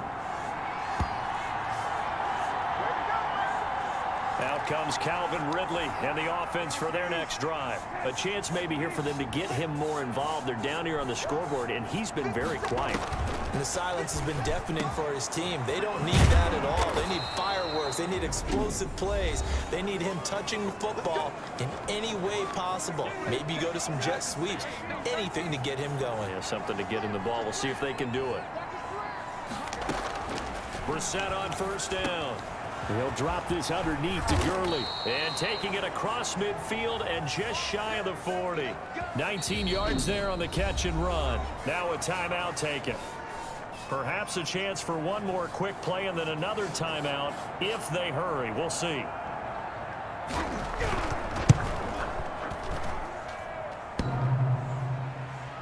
Online, but off the crossbar, no good. A long-range effort denied 3 points at the very end. So an abbreviated halftime show as we get rolling to quarter 3. It'll be Falcons football, and they trail here as we get back underway on EA Sports. That's fielded on the back line of the end zone. Atlanta now coming out on the field. And that first half, one to forget really on both sides of the ball. They got to find some way to string something together here, don't they? Yeah, they're down big right now. So as you mentioned, trying to find something to string together, get some consistency, something sustained, maybe calm their whole team down and find a way to get back in this one. Yeah, because right now you're down big, you're being shut out. Let's see if this is the drive that kind of kickstarts them. They'll come up now 2nd and 4 from the 31. From the gun, here's Brissett. The middle complete. That's Griffith. And they'll get it up just short of the 45 at the 44. Give them 14 on that one and a first down. But one of the ways that quarterbacks keep all the receivers alive in a play, never lock in on any one guy. Make sure you keep your eyes moving, scan the field. And here he finds the open guy for a nice pickup. And he's going to get a solid gain of 9 before being brought down. 2nd and right at a yard. That last catch short of the marker by just a yard leaves him with a very manageable 2nd and 1. And this has been a familiar sight all afternoon as they stop him behind the line.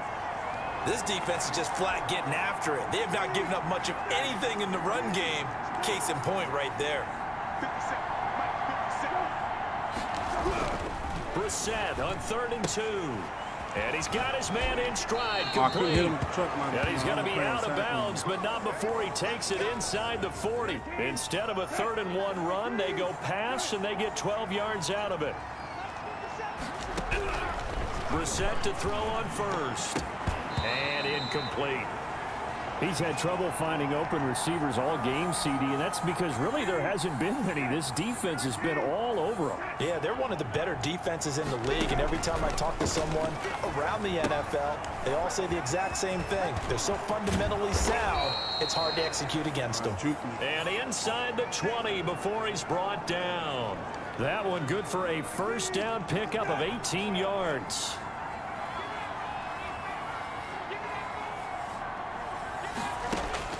From the red zone now, Brissett. And this will be incomplete.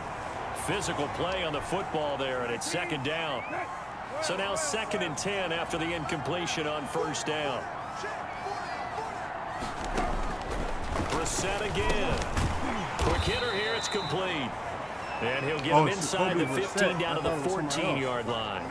He'll get only 3 there, so it leaves him with a 3rd and 7 ahead. An 8-play drive to this point. So here's play number 9 on 3rd and 7. That's going to be caught at the 10-yard line.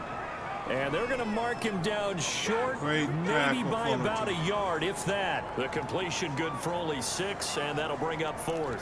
One of the money routes for any offense, the drag route.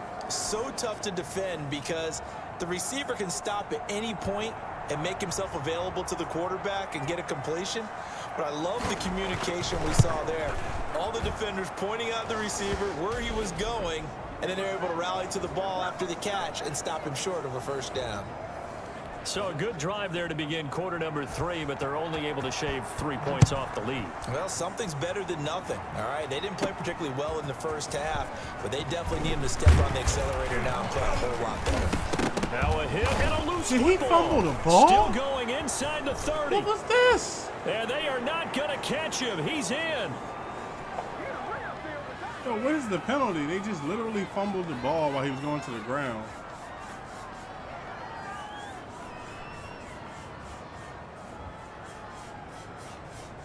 And yes, they want the points, so they will decline the penalty, no question there. You don't think they spent a couple seconds mulling over what the penalty I don't would do even for know them? why they asked the sideline. Not at all. When you put the ball in the end zone on a takeaway, take the points and keep moving. And it's up through the goalposts. It's 17-10. So not only the cough up, but then the pickup on the other side, the scoop, and the score the other way. The fumble return for a touchdown. This will be fielded inside the 5. And a nice return sets him up pretty good here right at the 30-yard line. Out comes this field general once more, leading his offense back onto the field. And he's been busy with his feet. He's been quite the scrambling man. And obviously that can break down a defense, but a lot of it is just that they just get trapped with worrying about it so much that other things break down as well. You know, you break the huddle, and you're not just playing what comes out at you. You're like, oh, God, don't let him outside of the pocket. Don't let him beat us with his legs. And then he starts to beat you other ways. The offense back out there at the line, ready for their next drive. And that last touchdown drive they had very balanced. How key is that balance? It's huge because most of the time when we talk about balance is run, pass, almost 50-50. But most of the times when you talk to offensive coaches, they say balance is we do what we want when we want to. And that means that they're ahead of the defense, keeping them on their heels. Yeah, they imposed their will on that last drive. There's a ball thrown right side and complete. He's at the 40. You know they pay me extra for this. And touchdown. He gone. To the house. A big play there. With touchdown number 29, too short of LaDainian Tomlinson's all-time record 31. And his guys find a way to stretch that lead. In order to lead in a game, you're going to get plenty of contributors, but that's his second touchdown catch of this game. He's one of the key guys in this one. And you better believe he'll be looking for a hat trick here as this one continues to go.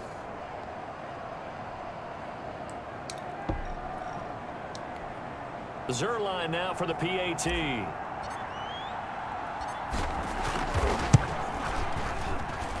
And the lead is up to 14. The long touchdown pass gets him 6 on a very, very tidy 2-play drive that time. Now after the touchdown, it's Zerline. He'll kick it away. Fielded near the back of the end zone. And this will not be returned. It'll come out to the 25. Atlanta prepped and readied for its next possession. And a methodical drive last time, but they couldn't get that knockout blow. They had to settle for 3. But you gotta like what they've been doing along the way, right? It's almost like the body blows, the setup punch. As you said, they didn't get the knockout blow here, but that doesn't mean it can't come later in the game on another possession. And the defense on the other side, maybe a little gas, yeah, right? A little tired. And if nothing else, they just feel relieved getting upfield only giving up 3. They don't exactly feel like they've handled the offense. And this will be a Falcons first down as the tackle made just shy of the 40. A gain of 5, good enough for the first down. Well, they still have time to get him established, but in my estimation, they've got to pick up the urgency here. They've got to get quickly in and out of the huddle and run off a bunch more plays.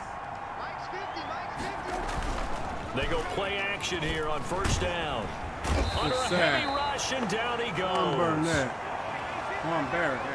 Impressive individual effort there. No one was going to stop him around the edge. Yeah, no doubt about it. And that's why if you play in a 4-3 base and you're a defensive end, that's why you get the big bucks. They count on you to do everything. Defend the run and, of course, get to the quarterback.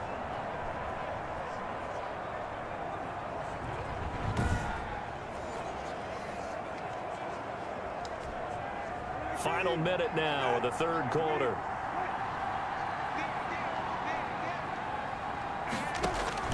To try again after the sack. Brissett, nowhere to go here. He lost the football, and the defense has come up with it. Every week we hear talk about create turnovers. In particular, they wanted to force some fumbles. They got one right there. And it shows you how the game has changed over time. It used to be good enough for a guy to get a sack of a quarterback in the pocket. Now, if you come to the sidelines and you didn't knock the ball free, your coaches are upset with you. All right, so if you're a quarterback, it starts all the way back in the youth leagues. Take care of the ball, take care of the ball, take care of the ball, because here come the defenders. He'll have a first down inside the 10. And did he get in? No, down at the 1-yard line. A good pickup there, a 22. Now they'll throw here out of the gun.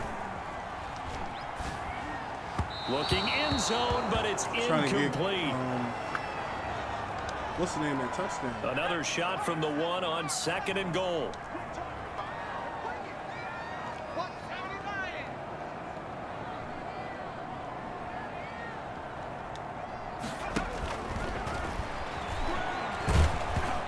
Hit as he throws there, incomplete. Now they'd really like to make the short field pay off. We'll see if they can, but this is 3rd and goal. They'll look to throw again. Nowhere to go here. He lost the football, and the Falcons grab it. And a very good return as he takes us all the way up to the 35-yard line. About set to begin their next drive, the Falcons offense at the line. And the turnover last time, that's sort of been symptomatic of their struggles here in this one. Damn, I like it, though, because you're exactly right. Like that, don't you? All game long, they've struggled moving the ball, turning it over on the last possession. Is that word again, symptomatic? Yeah. I like that. Your analysis, symptomatic of the success of this broadcast. What I like is that you gave me the word, and I just kept using it. Now this one into the hands of the tight end, Hayden Hurst. And he's going to get this one down to the edge of the red zone. Boy, he ran free there after the catch as that winds up going for 38. So a big play as it gets him all the way down to the 20 now for 1st and 10. When they've needed a play this year, he's certainly been the guy to deliver it. As this season has gone on, he's been awfully consistent and sometimes spectacular. Here's a first down throw that's complete. And they'll bring him down at the 13-yard line. 7 yards, the pickup on the pitch and catch. Hard to believe his first catch of the game defensively. They bottled him up. That's why they're well on their way to victory. Put your best cover guy on him and then change the coverages behind him throughout the game. Brackets, double, zone, man, you name it. Make sure he gets a lot of angles. Come on, and he floated one out there, incomplete. The linebacker, T.J. Watt, there on the coverage. T.J., you got to intercept. Quarterbacks work all the time on manipulating a defense with their eyes and their head movement. In this case, he just stared the receiver down. That allowed for excellent coverage, able to knock that one away. And that is incomplete. Oh, he had a defender right there with him to force that to the ground. And 4th down now coming up. All right, they're going to try and keep hope alive here on 4th down. They're going for it. As expected, they're going for it to keep the drive alive. Good defense. And it's incomplete. They cannot convert, and they turn it over. There again is the running back as he trots onto the field. So after that hot start, the numbers here show the decline. What has the defense done adjustment-wise? Sometimes when you have a running back who's getting off to a hot start, you've got to catch him before he really gets going. So you change what you do across the defensive front. Instead of the linebackers being back a few yards, you bring them up closer. It's what we call mugging the line of scrimmage, taking away a lot of blocking angles and gaps, and maybe stopping him before he can get going. Mugging the line of scrimmage, okay. Yeah, in this case. One play has him up past the 40 already, and another 1st and 10. From the shotgun, he'll look to throw. Wide open receiver. He took him down by his face. And he'll be brought down somewhat awkwardly here, and a late flag as well. I think this one's going to be a face mask. So they'll take the yardage and tack on 15 more for the face mask. Talk about a play that absolutely costs you in the end. Just trying to do your job, right? Trying to get him on the ground. Next thing you know, they're marching off another 15 against your squad. Now a handoff here to his running back. And a good run as he manages 7 yards down to the 17. Oh, that's one to warm the hearts of all those old school football players, isn't it? Tough, hard, gritty run, got behind his pads, bowled over a few people. Look at that one, right up the gut. Saw it through 3 quarters, no reason to lighten up now. They've called his number a lot this afternoon. You wonder how much tread is left on those tires. We certainly do, but I always think back to one of my favorite coaches in the NFL. And he used to have a meeting with his running backs every year in the offseason and say, look, as many times as you're going to carry the ball, you should be able to carry it one more time, so make sure you get in shape. Maybe not exactly what they had in mind, but that scramble good for 6 and a first down. Now they'll switch it up here and look to throw. Threw it right across the middle. And intercepted. Maybe the turning point they need. I threw it across the middle. Picked up by Deion Jones, the line. The play, who the play was for. Why I thought I could get it to him, from my perspective.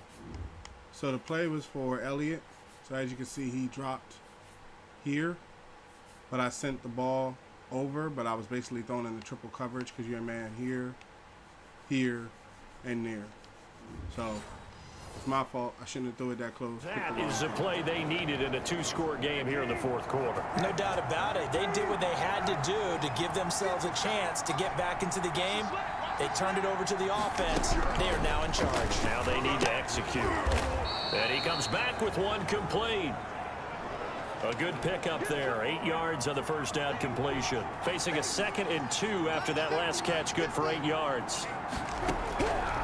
Out of the gun, Brissett. Get him. And he's going to be brought down. All right. Back at his own 6-yard line. J.J. Watt picks up his 2nd sack of the afternoon. Remember, throughout my career here in defensive coaches always say, guys, you got to earn the right to rush the passer. Well, they put themselves in a great spot with this big lead, and they know they've got to throw the ball. These pass rushers have to be salivating. It is pin your ears back time indeed. Firing quickly here, and that's complete. And this one will be taken up. They'll spot it right at the 7. Good defense holds him to only a yard, and it'll be 4th down. And they're indeed going to go for it here on 4th down. So trailing in the last quarter. Let's see how this plays out. So it's Falcon football as we welcome you back. And now they're going to go for it. This isn't 4th and inches. This is 4th and 14. Got to try it here. He's back to throw. And he's got a man, Calvin Ridley. They keep the game alive, at least for the moment, as it's a first down. He's going to hit his man out of the backfield, complete.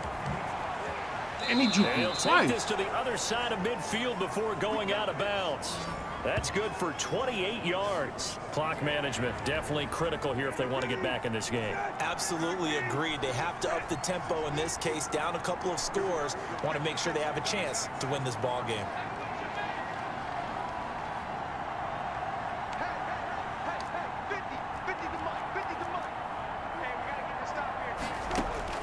First down, Brissett. Now he'll dump it underneath to his running back, complete. And he'll go down, but not before getting this inside the 30. 22 yards on the catch and run, a first down. Dumps it off to Gurley. And he'll work it inside the 15-yard line before it's all said and done. Another good gain. That's now 35 yards combined on those last 2 plays. Now here's a timeout coming on the defensive side of the ball. It's just their first. They've got 2 more to use here in the final stages. And in the air once more, it's Brissett. Pass incomplete, but the flag in the backfield, and this might be a roughing call. Roughing the passer.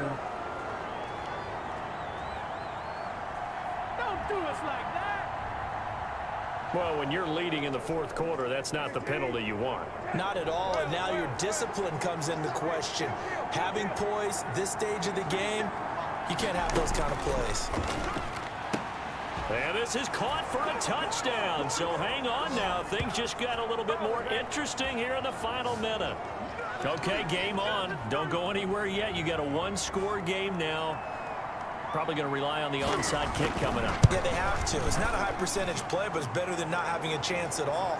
And that's when you put your leapers and your flyers on one side, get that high hop, and hope that one of the guys can come up with it. And on the other side, you get that hands team ready. No doubt about it. Oh, the Falcons got it. They yep, got it. Atlanta football. So they've accomplished half the mission, Charles. They get the onside kick. They do need a touchdown here, but they've got some time to do it. In the excitement, there's no need to press. Plenty of time. They have the opportunity. Now they just need to execute and finalize things. Back to throw. This one caught by Ridley. And he is tackled inside the 40, not quite to the 35. Now the Falcons going to use one of their timeouts as they get it right at the 32nd mark of this fourth quarter. So from the 36 now, 1st and 10.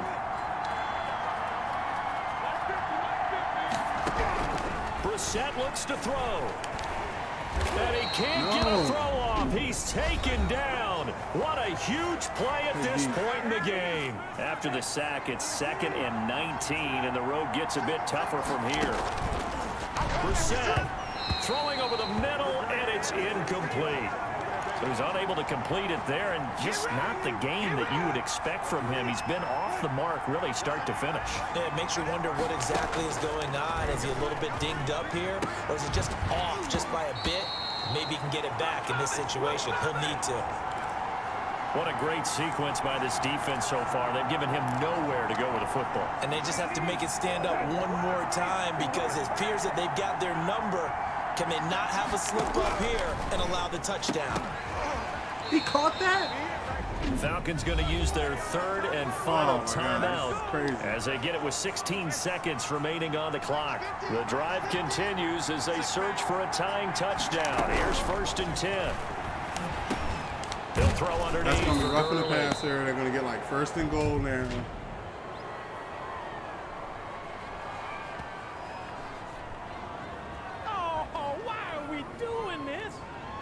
Maybe a frustration penalty there because he's picked them apart. They've tried their best to get to him and haven't done it successfully. A penalty is a result of that hit there. Here's Brissett. That'll be incomplete with 9 seconds now showing on the clock. Another shot from the 9 on 2nd and goal.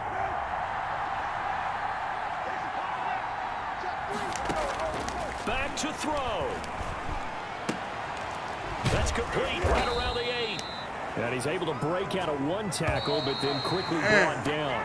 A big play forthcoming. Here's 3rd and goal. That's a good job there by the corner. We do talk about this a lot, that a lot of corners see their job as simply covering receivers. Tackling isn't everyone's thing.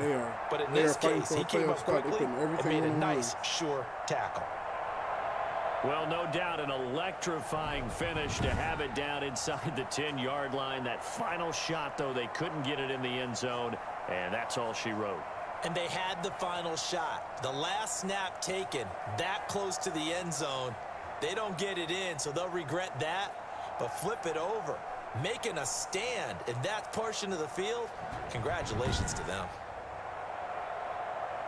So for the home team here, they move ever closer to the perfect regular season as they run things to 14-0. And they will hit the road next week to take on the Tennessee Titans. Meanwhile, for Atlanta, they fall to 8-6 with the loss. And they'll get a chance to redeem themselves next week at home against the Chicago Bears.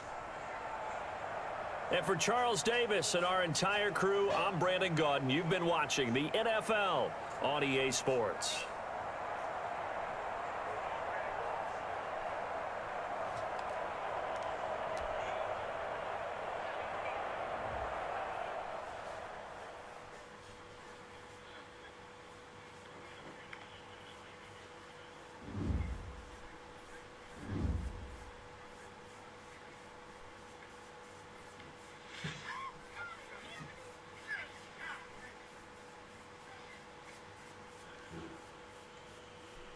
Watching this incredible video, this dude got bit by an alligator. Hold on.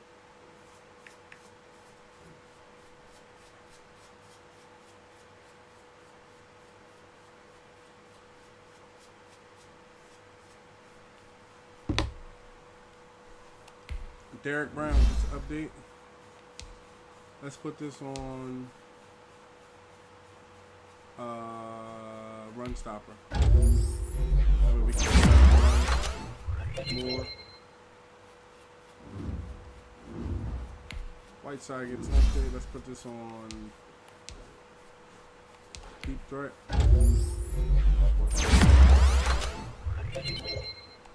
Got him up to green. That's good. Mitchell Provis, the backup tight end. I mean, the backup fullback. Pretty good fullback. He's number 21 in the whole NFL. All right, so we beat the Falcons. That was a tough game. And then start your week by installing your game plan. Just to show you how the money goes, not getting into it or nothing, but I put $100 million back into the team, and I didn't use any of it, and we're already down to $87 million. So that means that's a difference of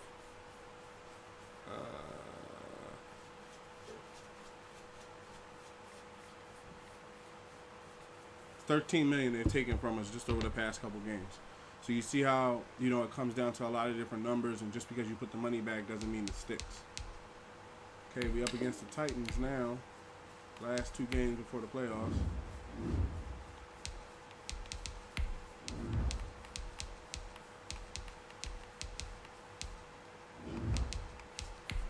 Let's do this. Let the announcers bring you in.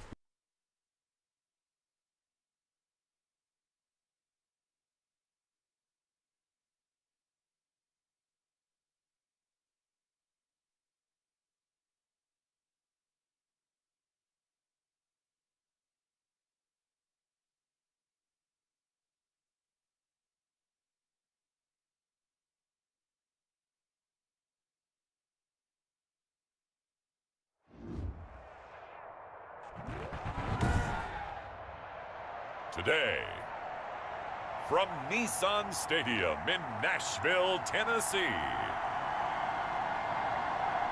it's Week 16 of the NFL on EA Sports.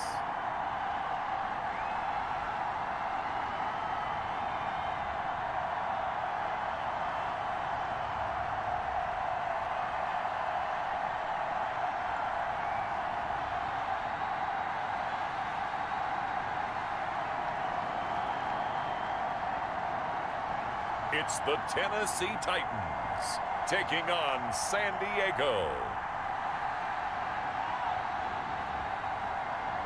All in all, we have a pretty pleasant December day in the Volunteer State. The chilly rain from last night has moved on. The temps have bumped up a bit here at Nissan Stadium in Nashville.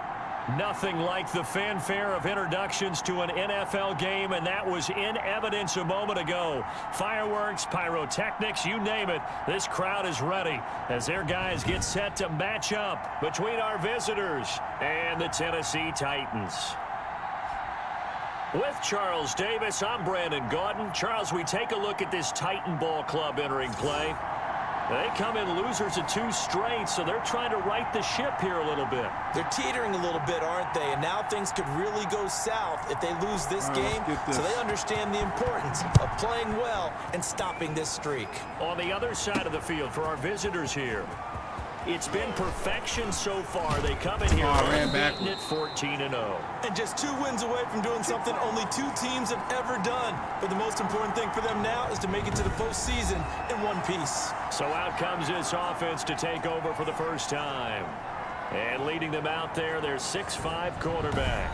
Brandon, there's 2 weeks to go in the regular season, so you know the pressure is ramped up in so many ways. People have to win games, try and get their bonuses, the whole deal. But how about trying to close out an MVP award? Just 2 weeks to go. There has to be a lot of pressure, though. We talked about that in previous weeks. I need to see the X Factor list. I need to start checking this every game to see who they have on their side of the field. I say if Derrick Henry, of course, Kevin Byrd, their free safety, left defensive end, and left outside linebacker. On his shoulder. Yeah, he can talk all he wants about, I don't listen to that, and there's no pressure. All we're doing is trying to win games. He knows, we all know, he's been the one who's been leading the pack. Let's see if he can close it out. A gain of 11 to kick off the drive, and it's a quick first down. How best to describe that one? I'd say right down Broadway on that run. A straight-ahead running. I think that might be something we see a lot of between the tackles today. Well, he's enjoying things so far here this afternoon. Sees a crease and bursts through it for a solid gain.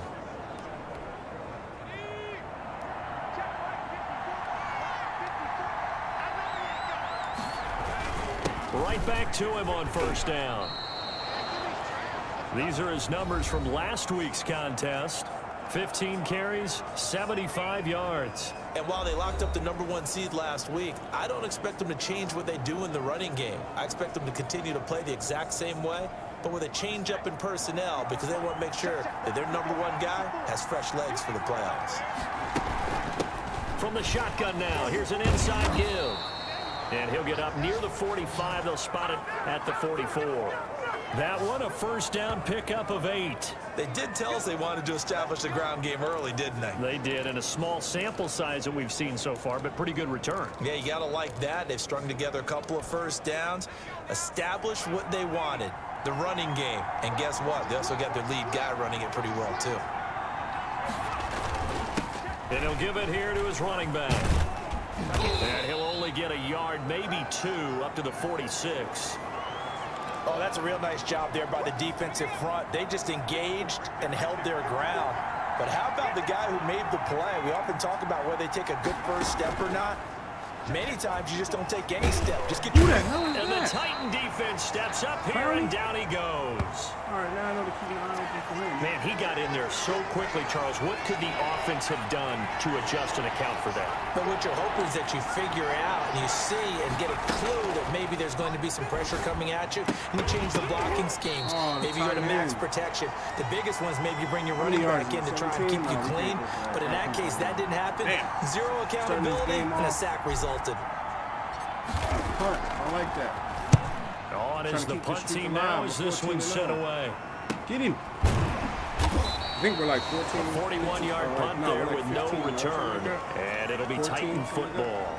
Here comes the Tennessee offense, and you see Ryan Tannehill leading them out. I love just about everything about him. Love his game, love his makeup, love his moxie. One of my favorite words. Let me pause this real quick. This guy's a competitor. Gritty, So tough, as far as I know, to answer your question, game for you, when I looked up what's the difference between Madden 21 and 22, they said the only difference is that home field advantage stuff. So when, you know, the screen shakes or the plays are not as clear and the home field advantage between the 12 Seahawks and other teams, that was the only thing I saw from other content creators and Madden themselves they said was different. So everything from the Xbox X and Series S and PS5 should be on the Xbox One S and below. Because I'm still playing on last generation, and I looked that up for myself, just to answer your question. I mean, he's got it. But he did throw an interception in last week's game. That contributed to a loss. And despite the fact he threw 3 touchdown passes, he's going to be out there redoubling his efforts and trying to play better. A little jet sweep to start the drive. And he'll get this one across the 20, but only up to about the 21. Now a look at Smith. Not sure exactly what happened, but he's still down. Not something you want to see in Week 16 or any week, really. We'll be right back.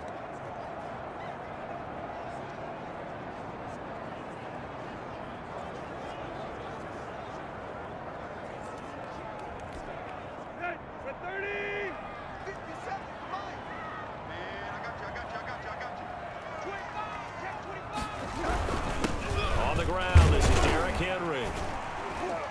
And he'll get about 6 up to the 27-yard line. All right, Brandon, I know we're in the early going here, but those kind of runs, they're going to open up a world of opportunities for this offense going forward. They'll try to run for the first with Henry. And he's able to get it to the 33. Good enough for a first down. Now a timeout being called as there's an injured Titan down on the field. Not something you want to see in Week 16 or any week, really. We'll be right back. A first down carry for Henry. And the reinforcements come in as they're going to stop him behind the line. 2 yards the loss, 2nd and 12. I like the strategy. Extra tight ends, extra beef, they want to run the football. But that means they probably want to run it inside. If you get strung out on the perimeter, you're in peril. Yeah, we saw the result, negative yardage. 30-yard lines. What? Both feet?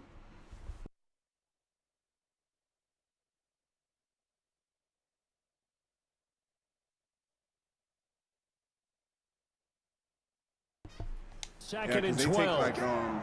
They take like $100 million from you when you go to the stadium or more. Draw play. This is Henry. Right, got it. And they That's see right. right through that defensively. Good win. That's as right. he'll be hit and taken down to the backfield.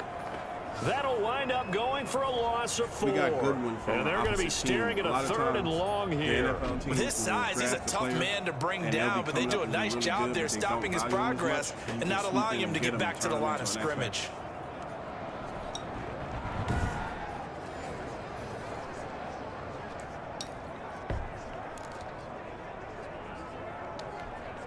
So 2 plays with only negative yardage to show, and now it's 3rd and 16. A shotgun snap for Tannehill. Into heavy traffic, and it's intercepted. Picked off at the 36. And he will take this one home. It's a touchdown. 8th interception this year. Now remember, this is the #1 defense in the National Football League. There's a good example of why. Shows that they set an aggressive tone, not just stopping the run, not just getting after the quarterback, but the ball's in the air. Like with the Saints, they treat it like they're the receivers, and they went after that one and took it all the way. Cut routes are very hard to cover. But if you're throwing like a deep now route, Greg Zuerlein on for the extra point. No, this defense is taking it. And it's good to make it 7-0. So the defense creating some points, not only getting the interception, but then returning it to the end zone for the pick 6.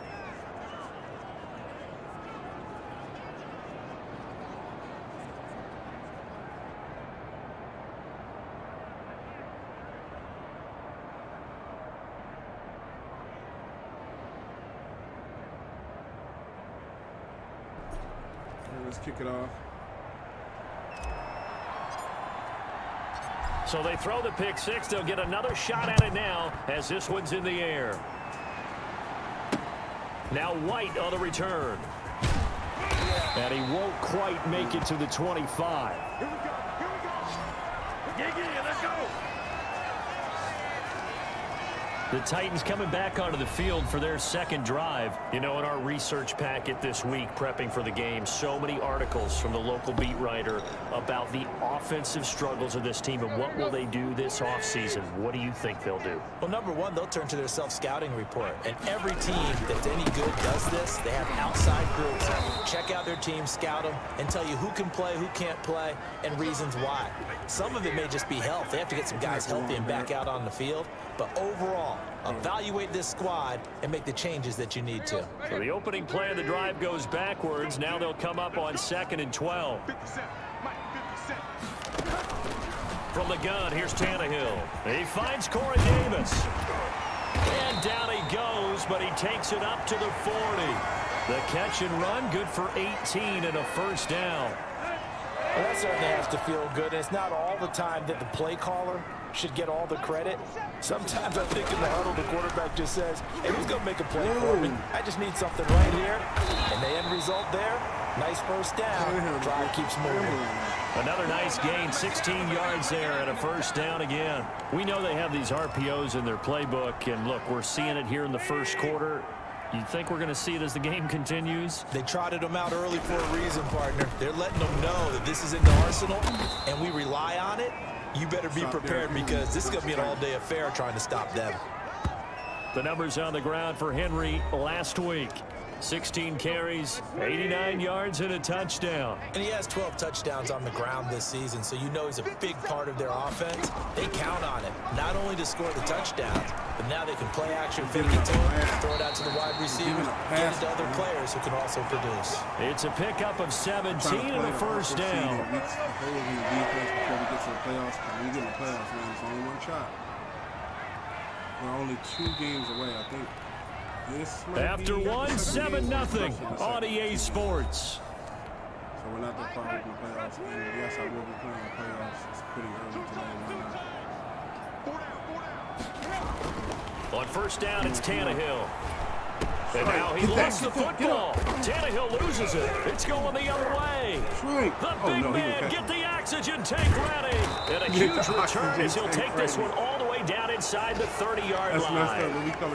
The defense, they were swarming that time and ultimately got to him before he could get rid of the football and knocked it free. And don't you feel just a little bit of sympathy for him back there, though? So much going on, so much swirling around. He's trying to find someone downfield. He's trying to move around to find an open target. Sometimes you forget the number one thing, take care of the football. All right, let's try this. See what the coverage is on. Here's a play fake as they set up to throw. This will be caught inside the 10. And down he goes, taking it inside the 10, just shy of the 5 at the 6. 23 yards on the play.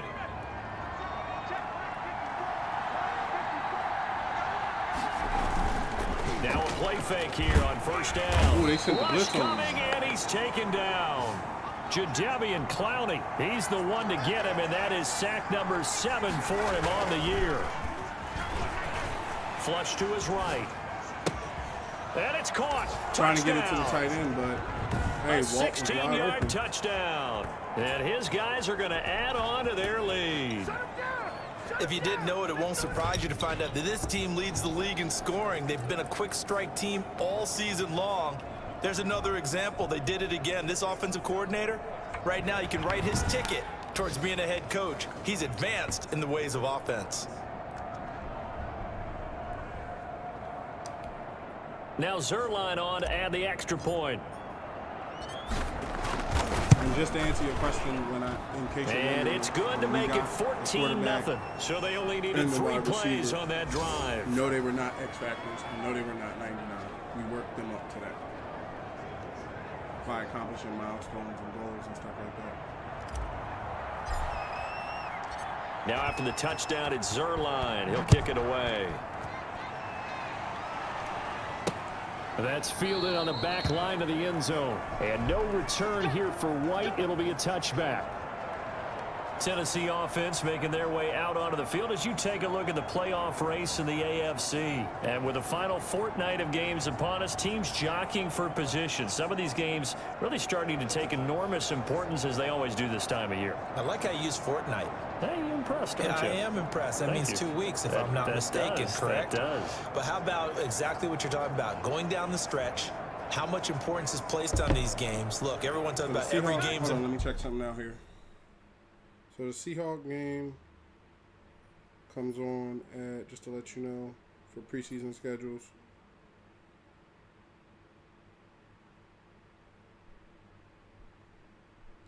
So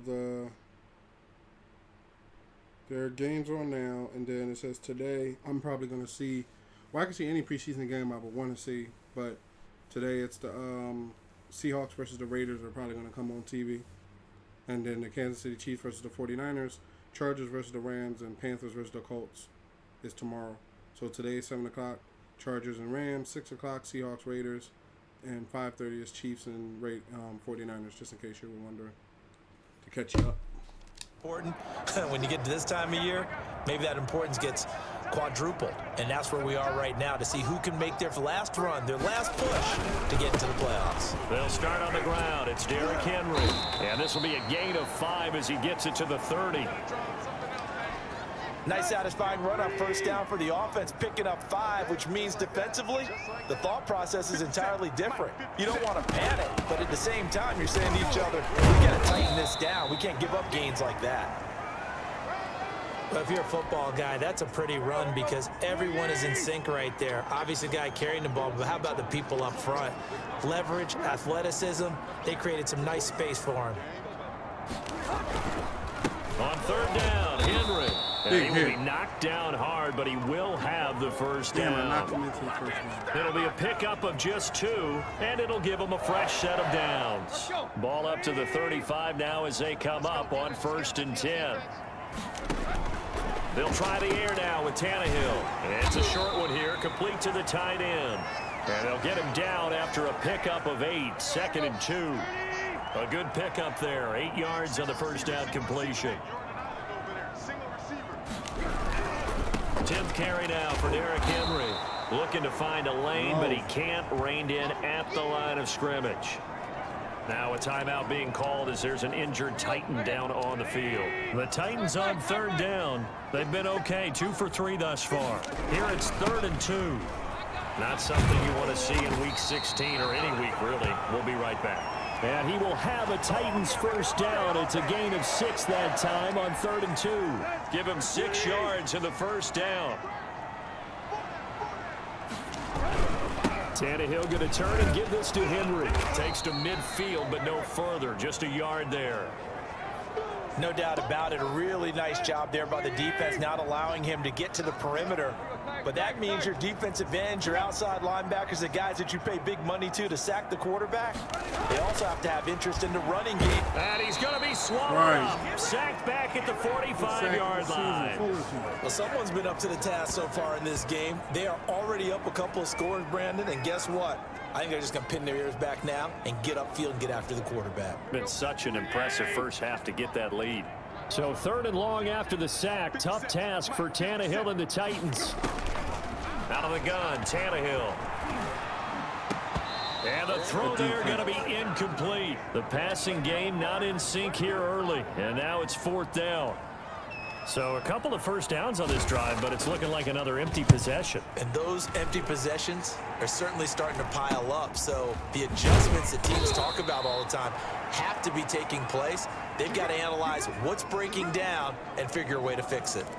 Our visitors getting set to take over on offense. It's been a good first half so far. They're up 14-0. Points here, that could really put them in command before intermission. Yeah, and it's all well and good what they're seeing and how they're feeling right now. But this is the NFL. How many times have we watched 14-0 leads evaporate and quickly? So how have we seen them combat it? Continue to run your offense, but don't back off at all. Don't start looking at the clock. Don't start thinking about, hey, just take care of the football. Keep attacking. Usually the best way to maintain control. 2nd and 6. Throw left side complete. That's Elliott. And he slips up past the 45 before being tackled. It's a pickup of 17 and a first down. Slant route's effective no matter who's running the route and catching the ball. But when you have a receiver of that stature, you have to be a little bit more precise throwing it. You don't have the same catch radius with the bigger targets. And they're going to have this all the way down deep into Tennessee territory. A big play there. 45 yards. Now that's 2 big catches that he's had on this drive alone. And I can hear it right now. If they give up a third to him, whoever does that, go stand on the other sideline. You're persona non grata on our team at that point. And it's caught. Touchdown. A 7-yard touchdown grab. And his guys find a way to stretch that lead.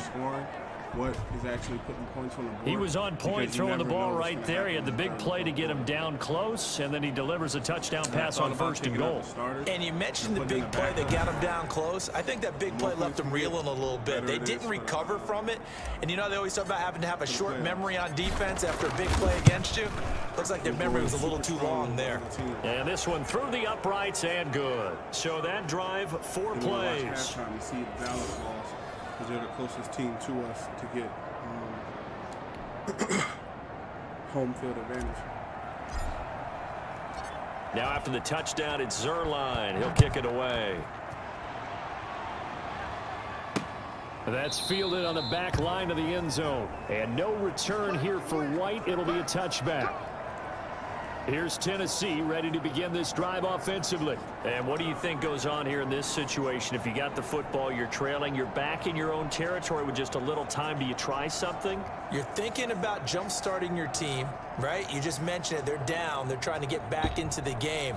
But you got to figure if something goes wrong, you may have put yourself in a spot where you may not be able to come back in the second half. Managing risk, this is a big decision here. Henry's got it out on the left side. The Titans going to use the first of their timeouts as they get the stoppage with just under 50 seconds remaining in half number 1. 2nd and 6, just inside the 30. Here's Tannehill. A quick throw here. That's complete. Now Tennessee going to use the second of their timeouts as they'll stop it with just over 40 seconds to go in the first half.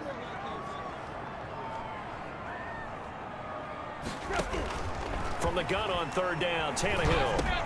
And he'll get this underneath to Henry. And able to get this one across the 45 before he's brought down. That one good for a pickup of 15 for Tennessee. Toward the center of the field, but it's incomplete. Derrick Henry, the intended receiver, out of the backfield. And that'll bring up second down.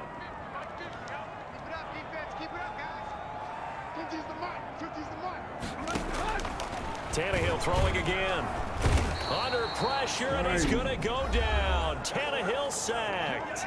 Now the Titans will use their third and final timeout as they'll stop it with 17 seconds to go in this first half of action. Third and long, it's Tannehill.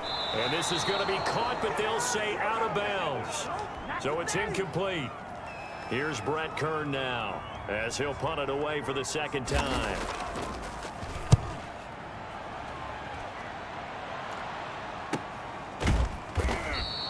It's a 42-yard punt. They keep him to just a yard on the return. And control of the football switching hands with very little time remaining until the half. The offense now at the line, ready for their next drive. And you got to think, if this is anything other than just taking a knee, I'd be very surprised. Yeah, they've got enough to talk about at the half. Why do anything else? Just get out of there. So we are at halftime here on Christmas Eve. As we'll send you down to Orlando, and we check in with Jonathan Coachman for our EA Sports Halftime Report. Coach. All right, Brandon, thanks very much. Welcome in everyone to this Christmas Eve edition of the EA Sports Halftime Report. So let's get to it. We'll get started out in Texas, NRG Stadium in Houston, where it was definitely a game with some intrigue, as you can see by the score line. 28-7, your final score. From there, we're off to check out another game, and they've got the lead in that one over the visiting Baltimore Ravens.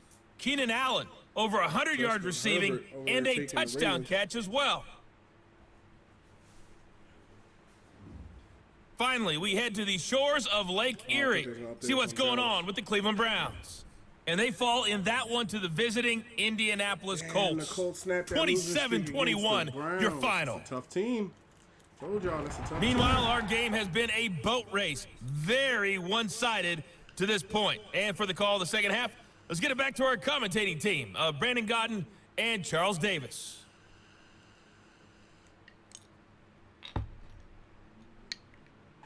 All right, Coach, thank you, and we welcome everyone back for quarter number 3.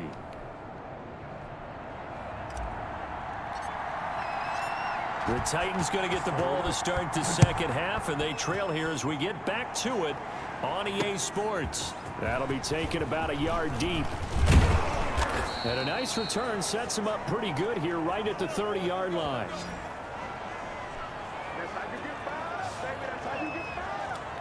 Now this offense ready to head back out there. Tannehill and the Titans come up now 1st and 10, right at the 30. He'll start with a give to Henry. And he'll be out of bounds across the 30-yard line.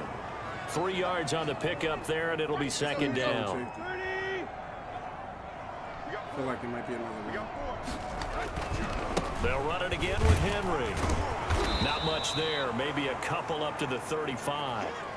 Well, they certainly haven't been able to get him going and establish the run, so I think it's time to abandon that plan and start chucking it all over the park. And you know who's excited about that? The defensive front. They got a chance to pin their ears back and get after him now. And he's got a man, Corey Davis. And he will have a Titans first down as they're able to get the third down conversion. Well, we talk all the time about playing situational football, and right now I think the scoreboard is dictating what they need to do. Where they are in this game, they've got to push the ball downfield, take their shots, try and get big chunks of yardage in a short amount of time. That was a nice play there. Credit him with a 1-yard gain there to make it 2nd and 9.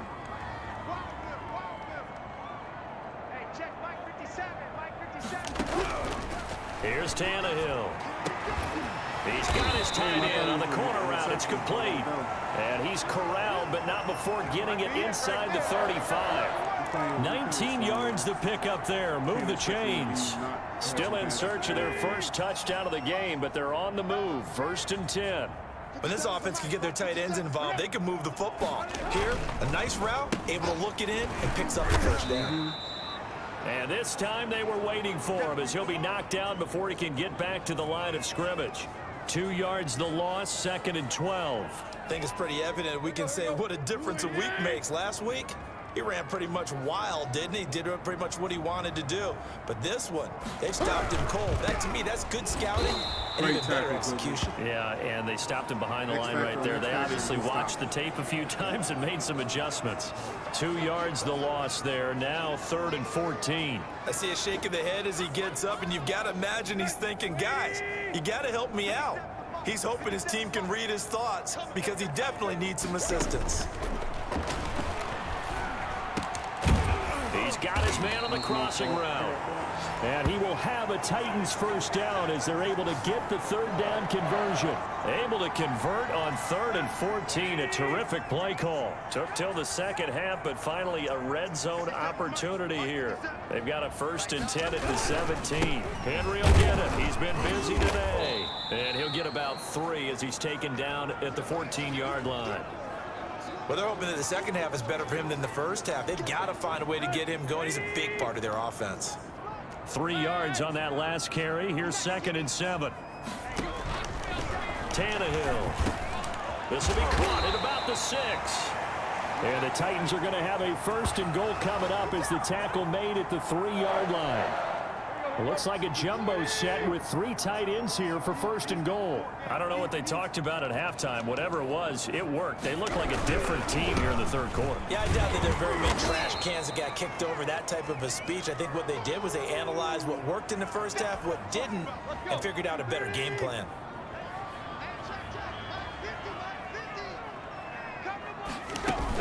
Trying to punch it in with Henry. And not able to break away this time as they're going to stop him right around the line of scrimmage. Officially, it will go as a 1-yard loss, and that's going to lead to a 3rd down. Well, we saw a lot of negative plays that resulted in plenty of lost yardage in the first half, and that trend is continuing here. They'll run. This is Allen. And he gets halfway there down to the 1-yard line. Right. Only a yard there, so it brings up 4th and goal. This defense continues to be good on 3rd down. I mean, they haven't allowed a touchdown offensively. Are you saying, let's go for this? Let's try to get it in the end zone. I don't know about that because of what you just described. They've been so good, and they don't give up the big play that you would. Open man is Davis. He's got it for the Tennessee touchdown. They wasn't running the end on this stuff. Corey Davis, his 4th touchdown on the year. And the Titans are able to cut into that deficit. That's the score you felt they had to have here in the 3rd quarter to get back in this game. And you know that there was an emphasis on their side. Hey, we know this. We know where we are. But sometimes that binds you up so much that you try too hard, you don't get the score. A perfect combination of urgency, yet relaxed enough to get it done.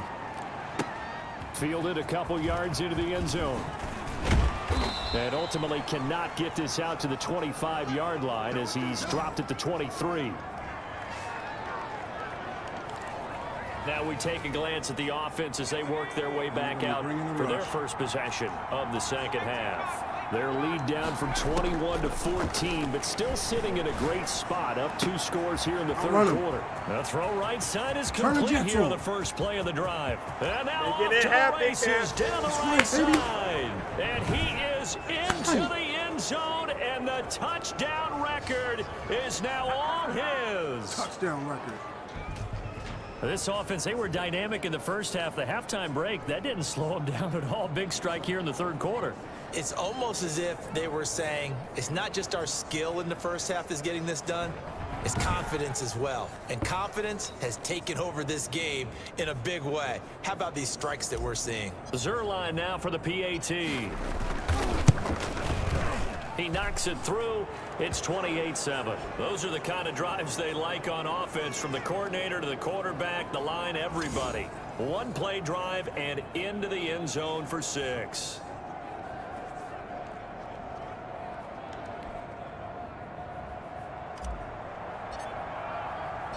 Now after the touchdown, it's Zerline. He'll kick it away. On the return, here's White. And they'll start this drive just across the 30. Pretty nice work on the return. The Titans offense set to begin the drive. They did what they had to do to start this third quarter. Went down, got the touchdown to cut the lead, but the matching touchdown a moment ago, and we're right back where we started at halftime. Yeah, you're exactly right, partner. They had a little bounce in their step after scoring that first touchdown, but the defense gave one up, and that's the problem right now. Can they get better play from their defense while they continue to score on offense? So one play, and they're already just shy of midfield. Now Tannehill. It's a short one here, complete to his tight end. 5 yards on the catch there, brings up second down.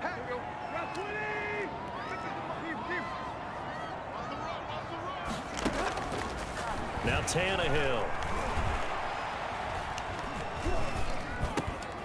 Throwing middle, and it's complete. And now look at this. Big gain, but a fumble.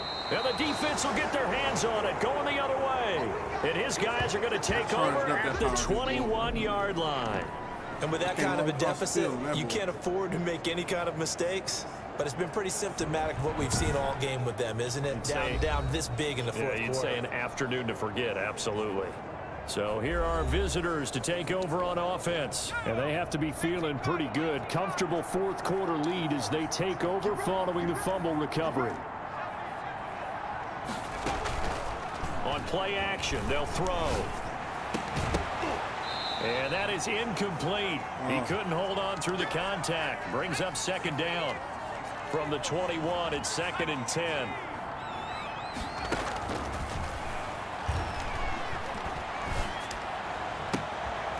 Turn it to hold in just past the 50. There he goes, right side. Pass some of this, baby. You heard him.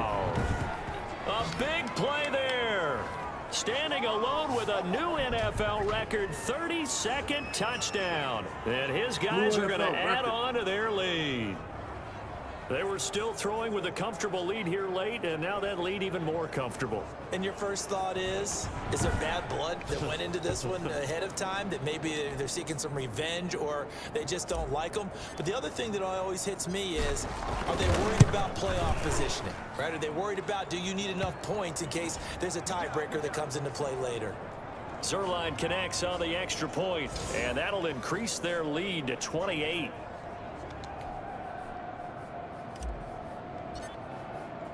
Now after the touchdown, it's Zerline. He'll kick it away. And that'll carry over the back line of the end zone for a touchback. Now this offensive unit ready to see what they can do here. Tannehill and the Titans come up now 1st and 10 at their 25-yard line. He'll throw from the gun. Quick slant to Brown. Give him 10 yards on the pickup, and that'll bring up a 2nd and just about a few inches here.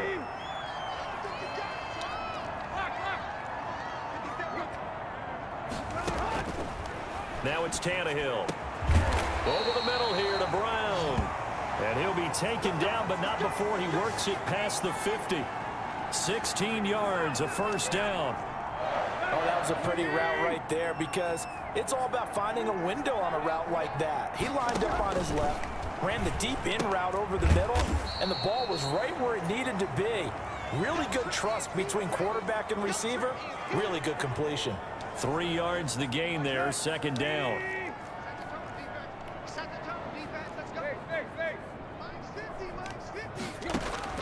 Again, Tannehill. Got his man complete over the middle. That's Brown. And he's going to get this inside the 30. It's a pickup of 17 and a first down. Well, this game was decided a while ago, and that completion there, it's going to artificially inflate his passing numbers. So right now, the only one really applauding probably is Agin as he thinks about angling for a new contract. 5 yards on the catch there, brings up 2nd down. You got the big lead defensively. Willing to give him that underneath stuff, right? And this is why you work on your tackling. Tackle them after the catch, inbounds, keep the clock running. Just go ahead and bleed the game out that way. Now left side on the swing pass. And he'll be brought down inside the 20 at the 19. It's a gain of 5 on the play. And that's going to make it 3rd down and less than a yard. Throwing again is Tannehill. Quick hitter here. It's complete. And the Titans are going to be set up with a 1st and goal as they get the conversion there on 3rd and inches. 60 catches for him now on the year. This last one, a 1st down. Now defensively here, we're going to get a timeout. It's just their first. They'll be down to 2 remaining as we step aside here in the 4th quarter. They'll try and run for it with Henry. And only about a yard there as he takes it from the 9 to the 8. Every team we ever talk to that continues to run the ball in a game, even when they haven't had much success, all talks about attrition, don't they? If you keep running it, eventually good things are likely to happen.